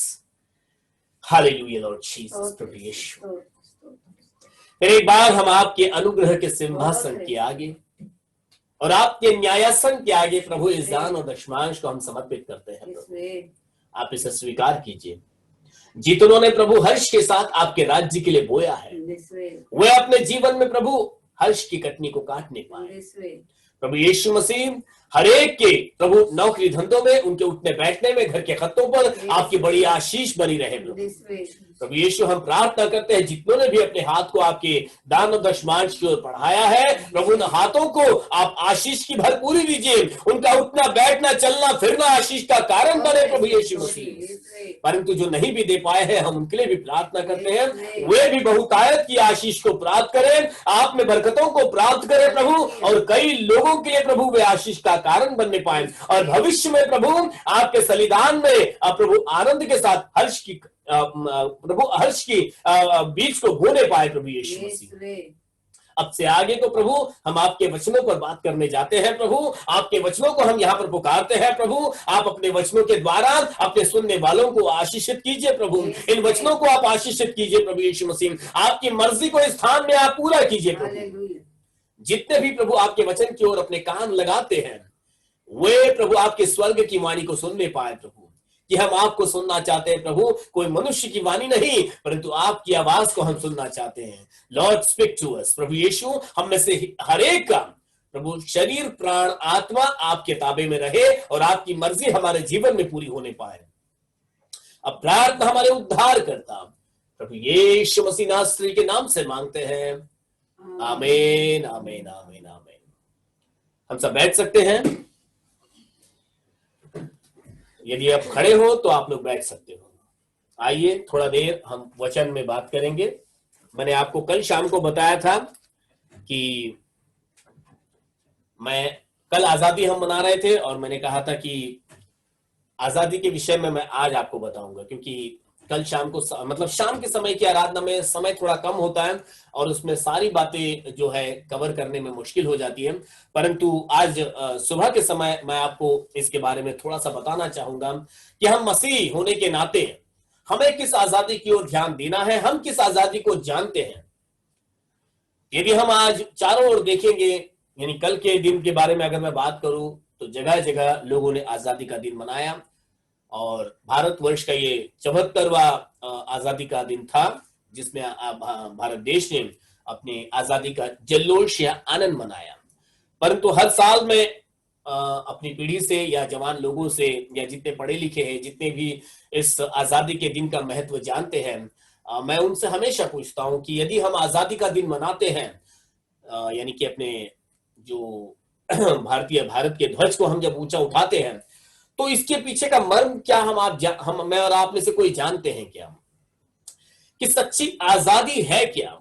कौन सी आजादी का आनंद हम में से हर एक को मनाना चाहिए? हम किस आजादी को जो है आनंद के साथ प्रोक्लेम करते हैं? कौन जानते हैं कि हम किस आजादी का आनंद उठा रहे हैं? हमें ऐसा लग रहा है, बहुतों को लग रहा है, संसार को लग रहा है, इस भारतवर्ष को लग रहा है कि हम आजाद हैं। परंतु वास्तविकता में एक मसीही नजरिए से हम देखेंगे, बाइबल के नजरिए से अगर देखेंगे, तो अभी संसार का एक बड़ा हिस्सा बंधन में पड़ा हुआ है। हालेलुया। आइए कुछ एक बातों को हम बाइबल में से देखेंगे। मैं जब भी मुझे आजादी पर बोलने का मौका मिलता है, इस विषय पर मैं जरूर बोलता हूं, क्योंकि पौलुस की एक व्यथा है जो बाइबल के अंदर पौलुस बताता है। एक मनुष्य की व्यथा होती क्या है? पौलुस को मैं और आप सब जानते हैं, परमेश्वर की ओर से चुना हुआ, यीशु मसीह ने उसको चुना। जैसे बीते दिनों में भाई सनी ने हमें भाई पौलुस के बारे में बताया, पौलुस के बारे में हमें बताया किस तरह से पौलुस को यीशु मसीह ने चुना और उसके जीवन में इतना अद्भुत कार्य किया। और उसके बाद पौलुस की सेवकाई हम सब जानते हैं, बहुत बड़ी सेवकाई है पौलुस की। लेकिन ऐसा व्यक्ति जो अपने सुसमाचार को लेकर दुनिया के कोने कोने में गया, कई लोगों के लिए वो उद्धार का कारण बना। यीशु मसीह के सेवकाई में उसने सारे तकलीफों को उठाया, फिर भी उसका एक कथन में, और आप यदि पढ़ेंगे, निकालेंगे हम लोग जल्दी से रोमियो की पुस्तक 7 अध्याय का 24वां वचन, बुक ऑफ रोमन्स चैप्टर 7 24। पौलुस की व्यथा को पढ़ेंगे, वहां पर पौलुस क्या कहता है। 7 अध्याय का 24वां वचन, या कोई पढ़े। मैं कैसा अभागा मनुष्य हूँ, मैं कैसा अभागा मनुष्य हूं, मुझे इस मृत्यु की देह से कौन छुड़ाएगा। मुझे इस मृत्यु की देह से कौन छुड़ाएगा। यहां पर एक प्रकार के बंधन को पौलुस यहां पर बयान कर रहा है। पौलुस इस बात को कह रहा है कि मुझे इस मृत्यु की देह से कौन छुड़ाएगा। एक प्रकार का बंधन पौलुस अनुभव कर रहा है अपने जीवन के अंदर, जिस बंधन को आज संसार के कई लोग अनुभव कर रहे होंगे। कई लोग, हम प्रार्थना करते हैं ऐसे लोगों के लिए जो हताशाओं की एक ऐसी सीमा तक चले जाते हैं जो अपने आप को फिर जीवितों के जमीन पर रखना नहीं चाहते।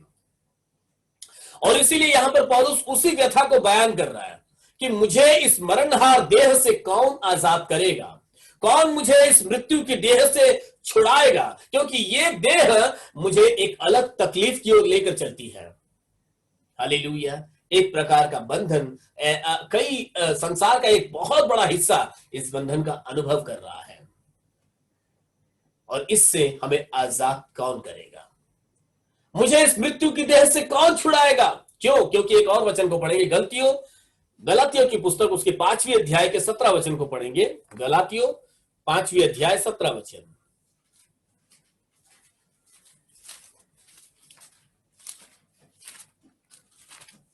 गलातियों की पुस्तक, या क्योंकि शरीर आत्मा के विरोध में, क्योंकि शरीर आत्मा के विरोध में, और आत्मा शरीर के विरोध में लालसा करता है, और आत्मा शरीर के विरोध में लालसा करता है, और ये एक दूसरे के विरोधी है। आमीन। इसलिए कि जो तुम करना चाहते हो वह न करने पाओ। बस गलातियों की पुस्तक उसके 5वीं अध्याय के 17 वचन को जब आपने पढ़ा, यहां पर उसका खुलासा बताता है कि पौलुस क्यों इस मरणहार देह से परेशान है और छुटकारा पाना चाहता है।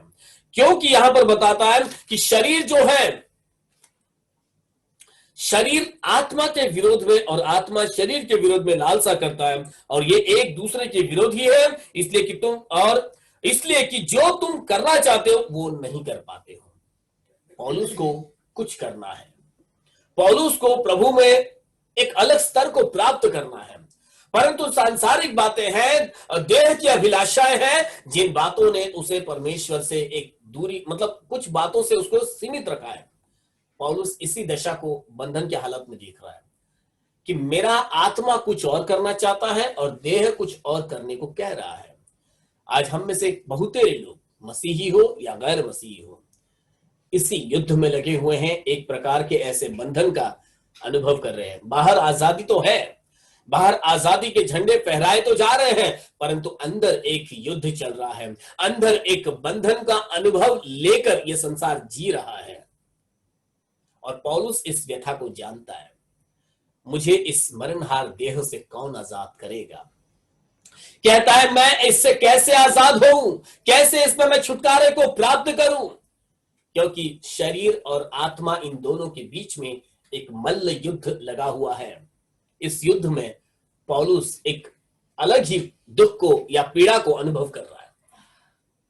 क्या हमने कभी इस पीड़ा को अनुभव किया है कि प्रभु के लिए हमें करना कुछ है, हमारी आत्मा हमें कुछ करने को कहती है, परंतु शरीर इसकी अनुमति हमें दे नहीं रहा, शरीर कुछ और करने को कह रहा है। इन दोनों के बीच के युद्ध में हम बिल्कुल आजाद नहीं होते हैं। क्यों? तो पौलुस कहता है, उसी रोमियो की 7 अध्याय के 15 वचन को हम पढ़ेंगे। वही रोमियो को आप थाम कर रखिएगा, रोमियो की पुस्तक 7 अध्याय 15 वचन।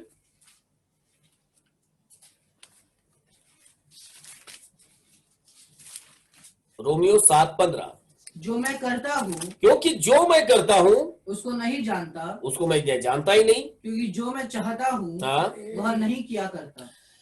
जो मैं करता हूं उसको नहीं जानता, क्योंकि जो मैं चाहता हूं वह नहीं किया करता हूं, परंतु जिससे मुझे घृणा आती है वही कर देता हूं। करना नहीं है मुझे, परंतु मेरा शरीर मुझसे यह कर रहा है।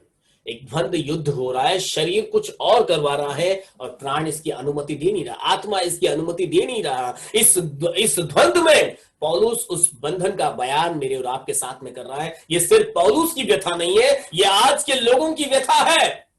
आज के लोगों की शारीरिक अभिलाषाएं और आत्मिक बातें, इन दोनों के बीच में एक द्वंद है। आत्मिकता शारीरिकता को स्वीकार नहीं करती और शारीरिक बातें आत्मिकता को स्वीकार करती नहीं है। परंतु मनुष्य तो इस बंधन में है, मनुष्य तो एक लाचारी में है। करे तो कैसे इस पर विजय प्राप्त करें हम, कैसे इन सारी बातों को परे हटा सकते हैं हम। वचन तो बताता है जो मैं करता हूं उसको जानता ही नहीं हूं, अनजाने में मुझसे गलतियां हो भी जा रही है, लेकिन ये क्यों? क्योंकि जो मैं चाहता हूं वही नहीं करता, वही नहीं किया करता, परंतु जिससे मुझे घृणा आती है वही कर देता हूं। करने के बाद मुझे पछतावा है, करने के वो उस बात से ही मुझको पछतावा है। जैसे कि मैं और आप नहीं चाहते कि हम किसी की बुराई करें, परंतु अनायास ही हमारे पास परिस्थितियां ऐसी बन जाती है, हम बुराई करने लग जाते हैं। अनायास ही परिस्थितियां बन जाती है, हम झूठ बोलने लगते हैं। अनायास ही ऐसी परिस्थितियां बन जाती है कि हमसे ऐसे काम होते हैं जिसकी बाइबल हमें अनुमति नहीं देता, परमेश्वर जिसको नहीं पसंद करता। झूठ बोलना, चुगली करना, बुराई करना, ठट्ठा करना, निंदा करना अनायास होता है। क्यों? क्योंकि शरीर की अभिलाषाएं हमसे करवाती, जबकि हमारा आत्मा जो परमेश्वर की ओर से वो नहीं करना चाहता, वो करवाना नहीं चाहता। हालेलुया। इस युद्ध के अंदर पौलुस कहता है मुझे कौन विजयी दे सकता है, मुझे कौन छुड़ाएगा मुझको, क्योंकि जो मैं नहीं करना चाहता हूं ये मेरे से हो रहा है, जो मैं मेरे मन में भी नहीं आता तो ये मुझसे हो रहा है। तो कैसे हो रहा है ये? उसके 17 आयत को हम यदि देखें, 17 वचन को पढ़े, उसी के 7 अध्याय रोमियो की 17 आयत। तो ऐसी दशा में उसका करने वाला मैं नहीं, आमीन, वरन पाप है जो मुझ में बसा हुआ है। यस, ऐसी दशा में वो जो गलत काम मुझसे हो रहे हैं, ऐसा मैं कह रहा हूं, वो शारीरिक दशा के अंदर गुनाह मैं कर रहा हूं जो मुझे करना नहीं है। आप यहां पर सही रीति से देख सकते हो शरीर और आत्मा के बीच का युद्ध क्यों है। क्योंकि आत्मा तो परमेश्वर की ओर से है और शरीर तो मिट्टी में से आया है, जो हमें आदम से यानी कि मैं कहूंगा विरासत में हमको मिला है। लेकिन इस मिट्टी के अंदर जो पाप छुपा हुआ है, वचन बताता है तो ऐसी दशा में उसका करने वाला, मतलब किसका? वो गलतियां करने वाला, वो बुराइयां करने वाला, वो पाप करने वाला मैं नहीं हूं, वरन पाप है जो मुझ में बसा हुआ है। हम में पाप बसा हुआ है, हमारे लहू के अंदर पाप बसा हुआ है, हमारे विचारों में पाप बसा हुआ है, वो करने वाला मैं नहीं। यहां पर हम 3 बातों को देख सकते हैं, शरीर, प्राण और आत्मा को, तीनों को हम अलग अलग देख सकते हैं। यहां पर प्राण तो कहता है कि इसके अंदर जैसे अभी पौलुस ने 3 बातें कही क्या कि तो ऐसी दशा में करने वाला मैं नहीं, मतलब मैं, वो जो प्राण है वो मैं नहीं, आत्मा जो करवाना नहीं, जो नहीं चाहती कि वो हो, लेकिन शरीर है जो करता है, जिस शरीर के अंदर पाप है।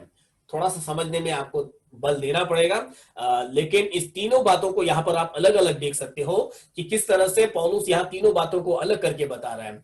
शरीर, प्राण और आत्मा। शरीर कहता है गुनाह कर क्योंकि शरीर के अंदर पाप है, प्राण कहता है मत कर क्योंकि प्राण तो परमेश्वर की ओर से है, लेकिन आत्मा मैं कह रहा हूं, लेकिन प्राण जहां पौलुस कहता है कि मैं नहीं करना चाहता वो मैं कर देता हूं, और ऐसा लिखा है तो ऐसी दशा में उसका करने वाला मैं नहीं, मतलब प्राण नहीं, वरन पाप है जो मुझ में बसा हुआ है। जो शरीर के अंदर पाप बसा हुआ है वो मुझसे गलतियां करवा रहा है। मतलब क्या है?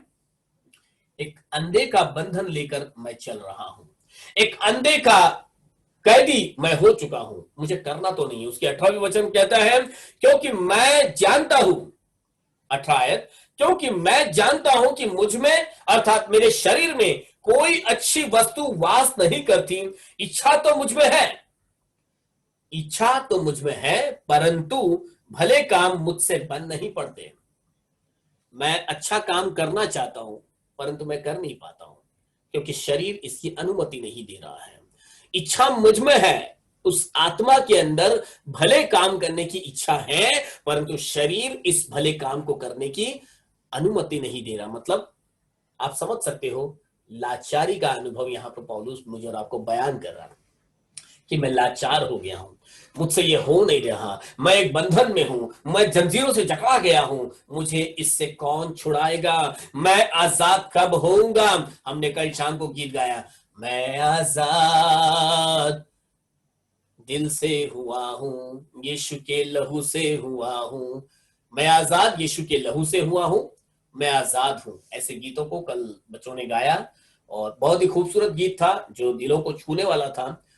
और मैं सोच रहा था क्यों ना इस आजादी का सही एक आकलन अपने लोगों को कराया जाए कि अगर मैं आजाद हूं तो मैं कैसे आजाद हूं। पौलुस तो कहता है कि मैं आजाद नहीं हूं क्योंकि मैं शरीर और आत्मा के द्वंद्व युद्ध में पिसा जा रहा हूं। शरीर कहता है वो करने के लिए और आत्मा कहता है नहीं करने के लिए। एक ऐसा बंधन है जो मैं नहीं करना चाहता हूं और वो मैं कर रहा हूं। कई लोग इसी द्वंद्व युद्ध के अंदर इस संसार को छोड़कर चले गए कि आत्मा ने तो मना किया होगा परंतु शरीर ने अनुमति दी नहीं। बहुत सारे ऐसे द्वंद्व युद्ध के अंदर पूरा संसार पड़ा हुआ है और वे गलत निर्णयों के साथ नरक की ओर बढ़ते जा रहे हैं। परंतु मेरे और आपके पास बाइबल है। ये बाइबल मुझे और आपको वो बातें बताती है जिसके द्वारा मैं और आप उस सच्चे छुटकारे को प्राप्त कर सकते हैं। हालेलुया। रोमियो की पुस्तक उसके 8 अध्याय के 8 वचन को हम देखेंगे। उसी के अगले अध्याय में 8 अध्याय का 8 वचन। और जो शारीरिक दशा में है वे परमेश्वर को प्रसन्न नहीं कर सकते। आमीन।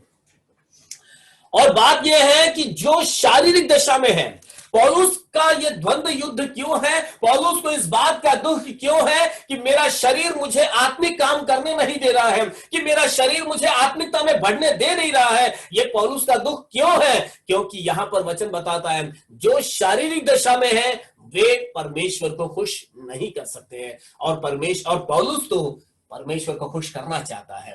मैं और आप सभी हैं जो परमेश्वर को खुश करना चाहते हैं। हम में से हर एक परमेश्वर के आगे खड़े रहना चाहते हैं। हम निर्दोष और निष्कलंक होना चाहते हैं, परंतु हमारा शरीर हमें अनुमति नहीं दे रहा है। शरीर ने हमको बांध कर रखा हुआ है, संसार की अभिलाषाओं ने हमको बांध कर रखा हुआ है। आत्मा तो हमको कहता है कि परमेश्वर को खुश करने के काम करने हैं, परंतु शरीर हमें अनुमति नहीं दे रहा। क्यों? तो जो शारीरिक दशा में है वे परमेश्वर को खुश नहीं कर सकते। पौलुस इस बात को जान रहा था। पौलुस इसी बात की गहराई को जानता था, इसीलिए दुखी था। आज मुझे और आपको भी इस बात के लिए दुखी होना भी चाहिए। यदि हम शारीरिक अभिलाषाओं में फंसे पड़े हैं, यदि हम शारीरिक बातों में बंधे हुए हैं, तो हमें दुख मनाने का कारण है हमारे पास, क्योंकि हम ऐसी दशा में परमेश्वर को खुश नहीं कर सकते हैं। यदि परमेश्वर को खुश करना है, यदि परमेश्वर के राज्य का वारिस बनना है, तो हमें शारीरिक दशा से उठकर आत्मिक दशा में आना पड़ेगा। कौन हमें आजाद करेगा? कहां से हमको आजादी मिलेगी? आइए धीरे धीरे इस बात की ओर हम आगे बढ़ेंगे। अगले वचन को हम निकालेंगे यूहन्ना की पुस्तक 8वीं अध्याय, बुक ऑफ जॉन चैप्टर 8।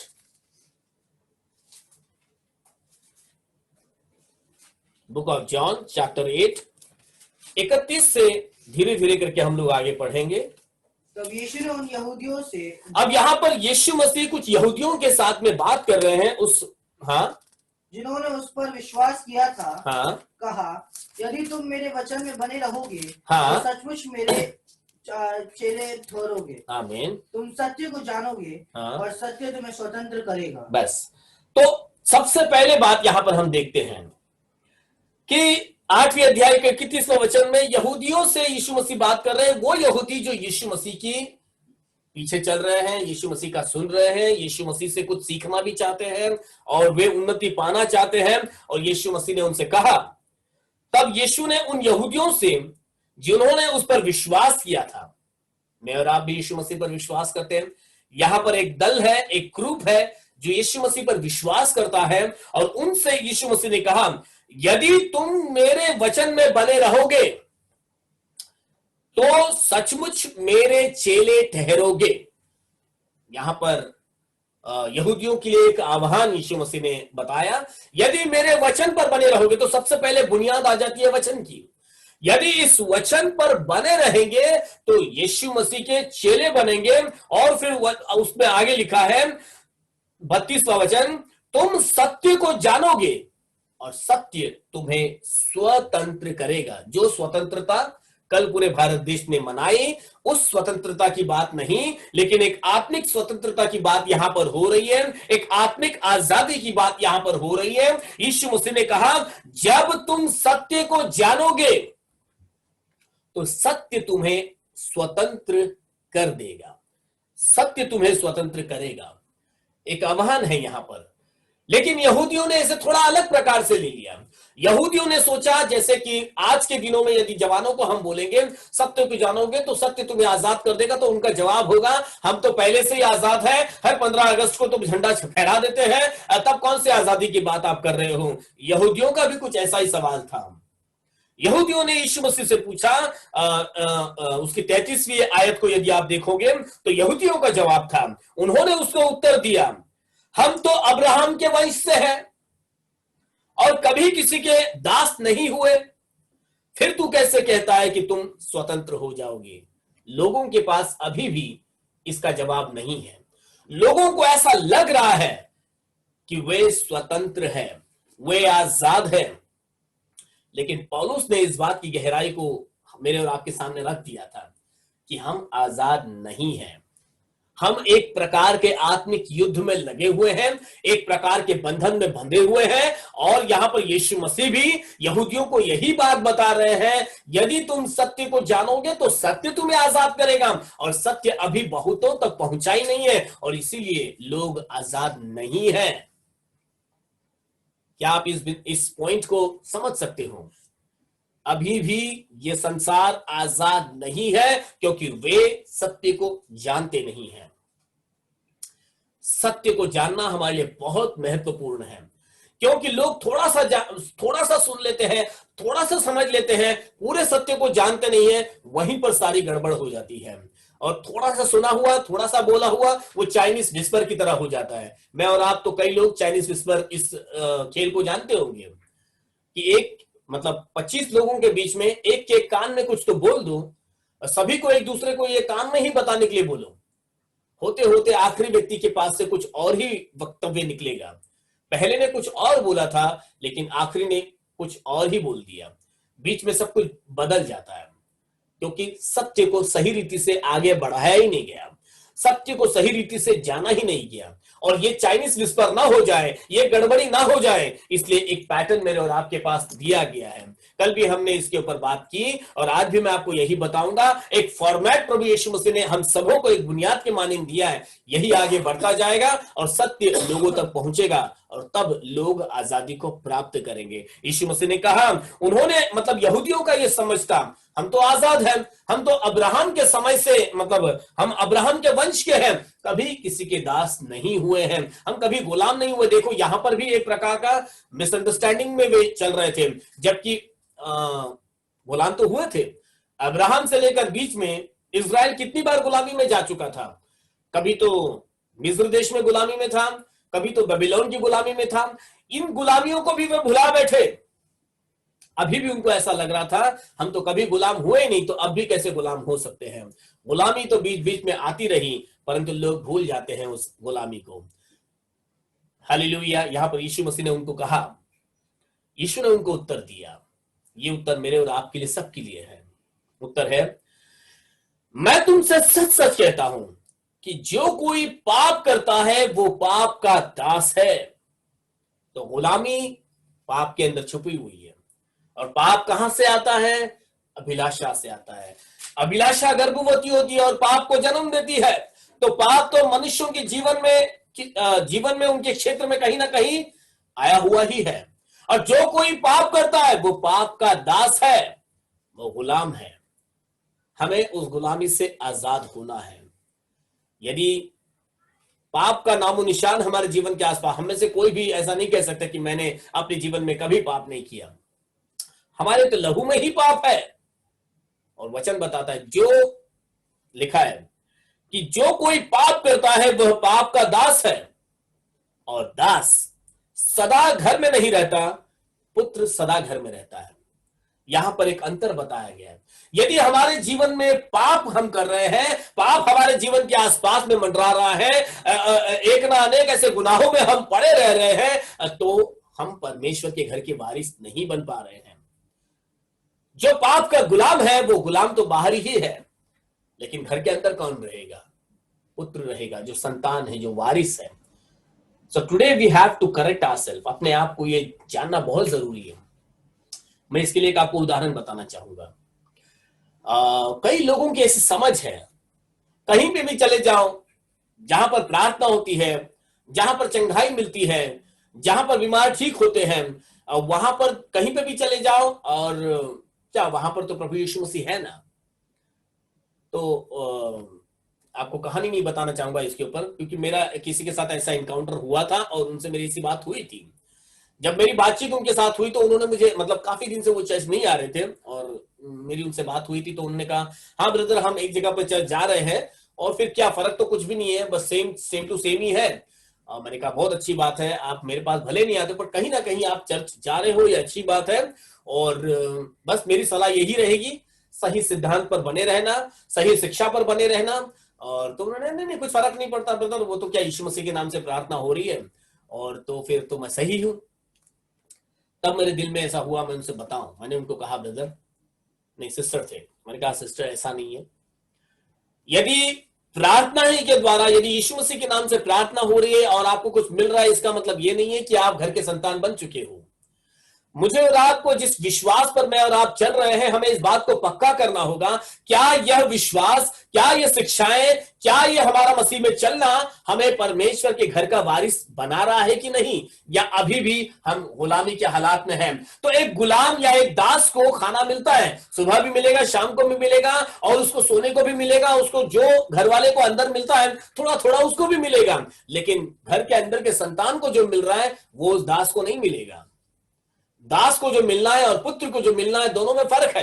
तो आज मुझे और आपको इस बात का आकलन करना बहुत जरूरी है कि हम आज भी दास के रूप में हैं, या हम अपने आप को यीशु मसीह के पुत्र, परमेश्वर के संतान बना चुके हैं। हमें इस बात को पक्का करना जरूरी है। जब तक ये होगा नहीं, तब तक हम गुलामी के हालात में हैं, बंधन के हालात में हैं, और आजादी हमने नहीं पाई है। यदि सच्ची आजादी पानी है तो वचन आगे को हमको बताता है। इसलिए 36वीं आयत, रोमियो की पुस्तक 8वीं अध्याय का 36वां वचन ध्यान से पढ़िएगा। स्वतंत्रता आपको कैसे मिलेगी? या if you can read book of John chapter 8:36। या बुक ऑफ जॉन चैप्टर 8:36। दास सदा घर में नहीं रहता। 36, हाँ ठीक है, लेकिन 35-36 भी पढ़ेंगे तो चलेगा। दास सदा घर में नहीं रहता। दास सदा घर में नहीं रहता, पुत्र सदा रहता है। पुत्र सदा रहता है। इसलिए यदि पुत्र तुम्हें स्वतंत्र करेगा, इसलिए ध्यान में रखिएगा, इसलिए यदि पुत्र तुम्हें स्वतंत्र करेगा तो सचमुच तुम स्वतंत्र हो जाओगे। तो सचमुच तुम स्वतंत्र हो जाओगे। सचमुच की स्वतंत्रता, डोंट फॉरगेट दिस वर्ड, सचमुच की आजादी। जो आजादी कल के दिन में हमने मनाया, क्या वो सचमुच की आजादी थी? नहीं। आप यदि सारी बातों का आकलन कर लीजिएगा, आपको पता चल जाएगा कि सचमुच की आजादी क्या है। यहां पर बाइबल हमको बताती है, जो पाप करता है वो तो सदा पाप का गुलाम है, वो दास है, और दास कभी घर में नहीं रहता। दास की सीमाएं हैं, गुलाम की कुछ सीमाएं हैं। यदि हम गुलामी की दशा में हैं तो हमारी भी कुछ सीमाएं हैं। यदि हम गुलामी की दशा में ही रह गए तो हम सीमाओं के अंदर ही बांध दिए जाएंगे। हमारे लिए स्वर्गीय राज्य नहीं है, हमारे लिए घर के अंदर प्रवेश नहीं है, परंतु पुत्र सदा घर में रहता है। यदि हम संतान बनेंगे तो फिर वो घर के अंदर रह सकता है, उसके लिए प्रवेश है, उसके लिए अधिकार है। सच्ची आजादी मुझे और आपको प्राप्त करनी, और वो कहां से मिलेगी? वचन बताता है। इसलिए यदि पुत्र तुम्हें आजाद करेगा, यदि यीशु मसीह मुझे और आपको आजाद करेंगे, तो तुम सचमुच स्वतंत्र हो जाओगे। हालेलुया। डोंट फॉरगेट, प्रभु यीशु मसीह ने कहा, मार्ग सत्य और जीवन मैं ही हूं। क्या कहा? मार्ग सत्य और जीवन मैं ही हूं, और इस वचन में ही, इसी भाग के अंदर हमने पढ़ा, उसके 32वीं आयत में, यूहन्ना 8 अध्याय की 32वां वचन, तुम सत्य को जानोगे तो सत्य तुम्हें स्वतंत्र करेगा। मार्ग जीवन मार्ग सत्य और जीवन मैं ही हूं। यीशु मसीह क्या है? मार्ग है, सत्य है और जीवन है। सत्य है यीशु मसीह। और यह वचन बताता, यदि तुम सत्य को जानोगे, मतलब किसको जानोगे? यदि तुम यीशु मसीह को जान लोगे, यदि तुम सत्य को जान लोगे, सत्य तुम्हें स्वतंत्र करेगा। यीशु मसीह तुम्हें स्वतंत्र करेगा। यदि पुत्र तुम्हें स्वतंत्र करेगा तो तुम सचमुच के आजाद हो जाओगे, सचमुच की स्वतंत्रता मिलेगी। परंतु जरूरी है यीशु मसीह को जानना। हम में से बहुतेरे कहते होंगे मैं यीशु मसीह को जानता हूं, परंतु यदि वो यीशु मसीह को जानता है तो यीशु मसीह के जानने योग्य कार्य तो उसके जीवन में दिखते ही नहीं है। यीशु मसीह की बातों को तो वो अपने जीवन में, हम उनके जीवन में तो देख ही नहीं पाते हैं। तो यीशु मसीह को जानना बहुत दूर की बात हो रही है। यदि हम यीशु मसीह को जानते तो वो काम ना करते जो कार्य हमें इस बंधन में लेकर जा रहे हैं। पौलुस ने इस बात की दशा को मेरे और आपके साथ में बांटा है कि मैं जो करना नहीं चाहता वो कर रहा हूं, एक द्वंद्व युद्ध में लगा हूं, कौन मुझे आजाद करेगा? इस युद्ध में हम में से बहुतेरे लगे होंगे। आत्मिक युद्ध, जरूरी नहीं कि ये शरीर और आत्मा के बीच की ही लड़ाई हो। हालेलुया, ये जरूरी नहीं है। लड़ाई हो सकती है कि आपकी आत्मिक युद्ध आपके परिसर से, आपके परिवार में, आपके लोगों में और कई ऐसी बातों में आपका एक युद्ध चल रहा होगा जो आपके मन से, जो है मन में उन बुराइयों को ला रहा होगा, आपके ख्यालों में उन बुराइयों को ला रहा होगा, एक बंधन में आपको अनुभव करा रहा होगा। परंतु यदि यीशु मसीह को जान लोगे, जितने भी आप नए लोग यदि मुझे सुन रहे हो, जूम में हो या यूट्यूब में हो, मैं आप सबके लिए ये एक आह्वान कह रहा हूं। जैसे यीशु मसीह ने कहा है, देखो हम में से कई लोग, आज ये यूट्यूब जरूरी नहीं कि आज ही के दिन, कल कोई देखेगा, अगले हफ्ते कोई देखेगा, मैं उन सबके लिए ये आह्वान दे रहा हूं कि हम में से बहुतेरे ऐसे गुलामी का सामना कर रहे हैं। हम में से कईयों के जहन में ऐसा लग रहा होगा कि मैं आजाद हूं, परंतु पौलुस बता रहा है हम आजाद नहीं हैं यदि हमने सत्य को नहीं जाना है। यहां पर यीशु मसीह ने सीधे और स्पष्ट शब्द में कहा है, यदि तुम सत्य को जान लोगे, तो अपने आप से हम पूछें, क्या हमने सत्य को जान लिया है? और यदि सत्य को जाना होगा तो वो सत्य हमारे जीवन में काम करेगा, उस सत्य के अनुसार हमारे जीवन में कार्य होंगे। तो यदि उस सत्य के अनुसार कार्य हमारे जीवन में नहीं है तो हमें आत्म मंथन करने की बहुत जरूरत है, अपने आप को जांचने की बहुत जरूरत है कि मैं जो बोलता हूं क्या मैं वैसा करता हूं, जो मैं पढ़ता हूं क्या मैं वैसा हूं, जो मैं हूं, जिस पहचान को मैं लेकर चल रहा हूं, क्या वो पहचान मुझ में से दिखती है क्या? यदि तुम सत्य को जान लोगे, सत्य को जानना मतलब जिसको आप जानते हो उसके बारे में आपको सब मालूम होगा, उसने क्या कहा, उसने कैसे क्या किया और वो क्या करने वाला, इन सारी बातों को। सत्य जो यीशु मसीह है, पुत्र जो यीशु मसीह है, लिखा है यदि पुत्र तुम्हें आजाद करेगा तो तुम सचमुच के आजाद हो जाओगे। सचमुच की आजादी मुझे और आपको चाहिए। झूठ मूठ की आजादी तो कई सालों से हम मना रहे हैं, परंतु सचमुच की आजादी बाइबल बताती है कहां पर है। आज मेरा उन सभी नए सुनने वालों के लिए भी आह्वान है, यहां पर आपको सचमुच की आजादी मिलेगी यदि आप सत्य को जान लोगे, सचमुच के आजाद हो जाओगे।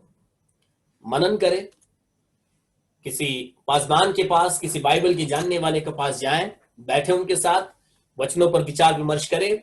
जो भी आपके जीवन में व्यथा चल रही होगी, हो सकता है आप बहुत परेशानियों में होंगे, तकलीफों में होंगे, बहुत बोझ से दबे होंगे। बाइबल तो बताती है इस शरीर में रहते हुए ये तकलीफें हैं तो सही, परंतु इसका हल है हमारे पास। बाइबल हमें उसका उत्तर देती है। इन सारी परिस्थितियों से हम आजाद हो सकते हैं, परंतु चाहिए इस सत्य को जानने की मनसा। यहां पर यहूदी भी यीशु मसीह के सामने खड़े थे और यीशु मसीह ने भी उनको यही सलाह दी, सत्य को जान लो, सत्य तुम्हें आजाद करेगा। हालेलुया। प्रभु यीशु मसीह आप सभी सुनने वालों को इस वचन के द्वारा आप सबों को आशीषित करें। आइए अपने स्थानों में हम खड़े हो जाएंगे, या यदि आप नहीं खड़े हो सकते आप बैठिए, लेकिन आप प्रार्थना यही करे खुदा बाप से। परमेश्वर जो कि प्रार्थना का सुनने वाला परमेश्वर है, वो कहता है यदि तुझ में बुद्धि की घटी है तो तुम मांग और मैं तुझे उदारता से दूंगा। यदि तू इस सत्य को नहीं जानता है तो तुझसे मांग और मैं उदारता से तुझको दूंगा। यदि तू सत्य जानना चाहता है, यदि आप में से कोई सत्य जानना चाहते हैं, सत्य यहां पर है। आप या मुझे कॉल भी कर सकते हो, किसी मसीह भाई को आप जानते हो, आप बात कर सकते हो उनसे, वचन के बारे में विचार विमर्श करें, सत्य को जानने की लालसा रखें और प्रभु अपना स्वर्गीय भंडार खोलकर आपको बुद्धि और ज्ञान से और समझ से भर देगा। और वो आजादी जो कि सच्ची आजादी है, झूठ मूठ की नहीं, सच्ची आजादी आपको मिलेगी। आपको इस सच्ची आजादी का अनुभव यीशु मसीह में ही प्राप्त होगा। मेरा आह्वान है आप सबों के लिए, अपना जीवन प्रभु यीशु मसीह को समर्पित करें, सत्य को जानने की लालसा करें और सत्य को जब जानोगे तो तुम सचमुच के आजाद हो जाओगे। प्रभु यीशु मसीह आप सबों को आशीषित करें। आइए एक प्रार्थना के साथ आज की सभा को हम समाप्त करें। लेट्स प्रे एंड आइए प्रार्थना करें हम। Hallelujah Lord Jesus. प्रभु यीशु, फिर एक बार आपके न्यायासन के आगे प्रभु इस वचनों को लेकर आते हैं और जिस वचन के द्वारा प्रभु आपने हमसे बातें की है कि आज यह संसार एक प्रकार के बंधन में पड़ा है जो आंखों से तो दिखता नहीं, परंतु लोग अपने जीवन में इस युद्ध में लड़ रहे हैं। प्रभु इस बंधन के अंदर लाचार हो चुके हैं और इस लाचारी ने उन्हें मृत्यु की ओर लेकर चले गए हैं प्रभु। और हम इस समय में, सुबह के समय, इन सारी बातों का खंडन करते हैं प्रभु और इस बात की घोषणा करते हैं प्रभु कि जैसे हमने आपके जीवन के कलाम पढ़े हैं कि यदि तुम सत्य को जानोगे तो सत्य तुम्हें आजाद करेगा और यदि पुत्र तुम्हें आजाद करेगा तो तुम सचमुच से आजाद हो जाओगे। प्रभु प्रार्थना करते हैं आज जितने लोग इस मनसा के साथ प्रभु अपने सरों को आपके आगे झुकाते हैं प्रभु वे सत्य को जान ले प्रभु यीशु मसीह, उनकी समझ खुल जाए प्रभु, वे आपकी महिमा का दर्शन प्राप्त करें प्रभु, उस आजादी को अनुभव करने पाए प्रभु। आज प्रभु आपकी कलीसिया को भी आपके चरणों में लेकर आते हैं प्रभु। कलीसिया की कोई भाई बहन यदि किसी बंधन का अनुभव कर रहे होंगे, किसी लाचारी में पड़े होंगे, तो इस समय प्रभु यीशु मसीह प्रभु आपकी सामर्थ उनके जीवन में उतरने पाए प्रभु, क्योंकि वचन बताता है यदि पुत्र तुम्हें आजाद करेगा तुम सचमुच के आजाद हो जाओगे। प्रभु हमारी आशा तो आपकी ओर है, हमारी निगाहें आपकी ओर लगी है प्रभु। आपने हमारे लिए क्रूस पर बलिदान हुए, आपने हमारे लिए क्रूस पर अपना लहू बहा दिया प्रभु, और प्रभु हमारे लिए वो आजादी आपने खरीद कर ली है प्रभु यीशु मसीह। हम धन्यवाद देते हैं आपके बलिदान के लिए प्रभु यीशु मसीह। हम धन्यवाद देते हैं आपके प्रभु मार खाने के लिए, कोड़े खाने के लिए, निंदाओं को सहने के लिए, और प्रभु यीशु मसीह प्राण को त्यागने के लिए, उस प्रेम को प्रभु उस क्रूस पर बयान करने के लिए हम आपको तहे दिल से धन्यवाद देते हैं। और आज जितने भी अपना जीवन आपको समर्पित करना चाहते हैं, जितने भी अपना जीवन आपको देना चाहते हैं, उनके लिए प्रार्थना करते हैं आपका सामर्थ्य हाथ उनके जीवन में बढ़ने पाए प्रभु। इसी वक्त वे आप में आजादी का अनुभव करने पाए, वे आप में अभिषेक का जीवन अनुभव करने पाए, वे आप में प्रभु बिल्कुल हल्कापन और प्रभु बंधन से छूटे हुए ऐसे स्वतंत्र अनुभव करने पाए प्रभु। वे आपका दर्शन प्राप्त करे प्रभु यीशु मसीह। उनमें से एक एक के हृदय को छू लीजिए प्रभु और उन्हें अपने राज्य के लिए स्वीकार कीजिए प्रभु। वे दास न रहे परंतु आपके संतान बन जाए प्रभु। अपने राज्य का वारिस बनने के लिए उनका मार्ग आप खोल दीजिए प्रभु यीशु मसीह। प्रभु हम धन्यवाद देते हैं आपके सच्चे वायदों के लिए प्रभु कि आपने वायदा किया है मांगो तो तुम्हें दिया जाएगा, और हमने मांगा है और आपने प्रभु दे दिया है, इसलिए हम आपको तहे दिल से धन्यवाद देते हैं प्रभु। आज संसार जिन अभिलाषाओं के अंदर और जिन परिस्थितियों के अंदर पड़े हुए हैं, हम प्रार्थना करते हैं, आपकी कलीसिया मिलकर प्रार्थना करती है कि वे आजादी को प्राप्त करें। हर एक बीमारी का बंधन हो, चाहे किसी बुराई का बंधन हो, हर एक बंधनों से वे आजाद हो जाए प्रभु। और फिर एक बार प्रभु आपकी सुंदर सृष्टि के अंदर उस सुंदर अनुभवों के साथ में वे आपके गवाह बनने पाए। एक जो आज के सुबह के समय आपके आराधना में जुड़े हैं, वे आपके स्पर्श को, आपकी पवित्र आत्मा को, आपके प्रेम को प्राप्त करके आप में परिपूर्ण हो जाए प्रभु। धन्यवाद देते हैं प्रभु आपके अभिषेक के लिए और आपकी दया आशीषों के लिए प्रभु। हम आपको तहे दिल से धन्यवाद देते हैं प्रभु। अब तक भी आपने ही अपनी कलीसिया को संभाला है, आगे भी प्रभु आपकी दया आपकी कलीसिया पर बनी रहे प्रभु। और जितनों ने भी प्रभु अपनी विनती आपके चरणों में रखी है, हम तो नहीं जानते कौन किस मनसा से आपके चरणों में आए हैं, परंतु जितने भी अपनी इच्छाभिलाषाओं को लेकर आए हैं, उनकी जीवन की कोई जरूरतें हैं, इस समय उनकी जरूरतों को पूरा कीजिए। यदि कोई बीमारी के हालात में है, यदि कोई बंधन के हालात में है, यदि कोई दृष्टांतग्रस्त है, इसी वक्त प्रभु वे आप में आजाद किए जाए। प्रभु यीशु मसीह नासरी के नाम में वे आजाद किए जाए, सचमुच की आजादी उनको मिलने पाए। प्रभु लॉर्ड की तारीफ लो, और हम धन्यवाद देते हैं आपके वायदे के लिए और इस सच्चाई के लिए प्रभु यीशु मसीह। प्रभु अब से आगे के पूरे दिनों समय को हम आपके सामर्थ्य हाथ में सौंपते हैं। जैसे आज तक आपने हमको संभाला, ऐसे भविष्य में भी अपने लोगों की अगुवाई आप कीजिए। अब प्रार्थना हमारे उद्धार करता प्रभु यीशु मसीह नासरी के नाम से मांगते हैं, सब मिलकर कहे आमीन आमीन आमीन। स्वर्ग मर्त्य पाताल के खुदावन प्रभु यीशु मसीह का अनुग्रह और उसकी दया, प्रभु यीशु मसीह की आशीषें और शांति प्रभु यीशु मसीह के दूसरे आगमन तक हम सबों के संग बनी रहे। आमीन आमीन आमीन। Hallelujah Lord Jesus. अब प्रभु यीशु मसीह आप सबों के संग रहे जब तक हम फिर से नहीं मिलते।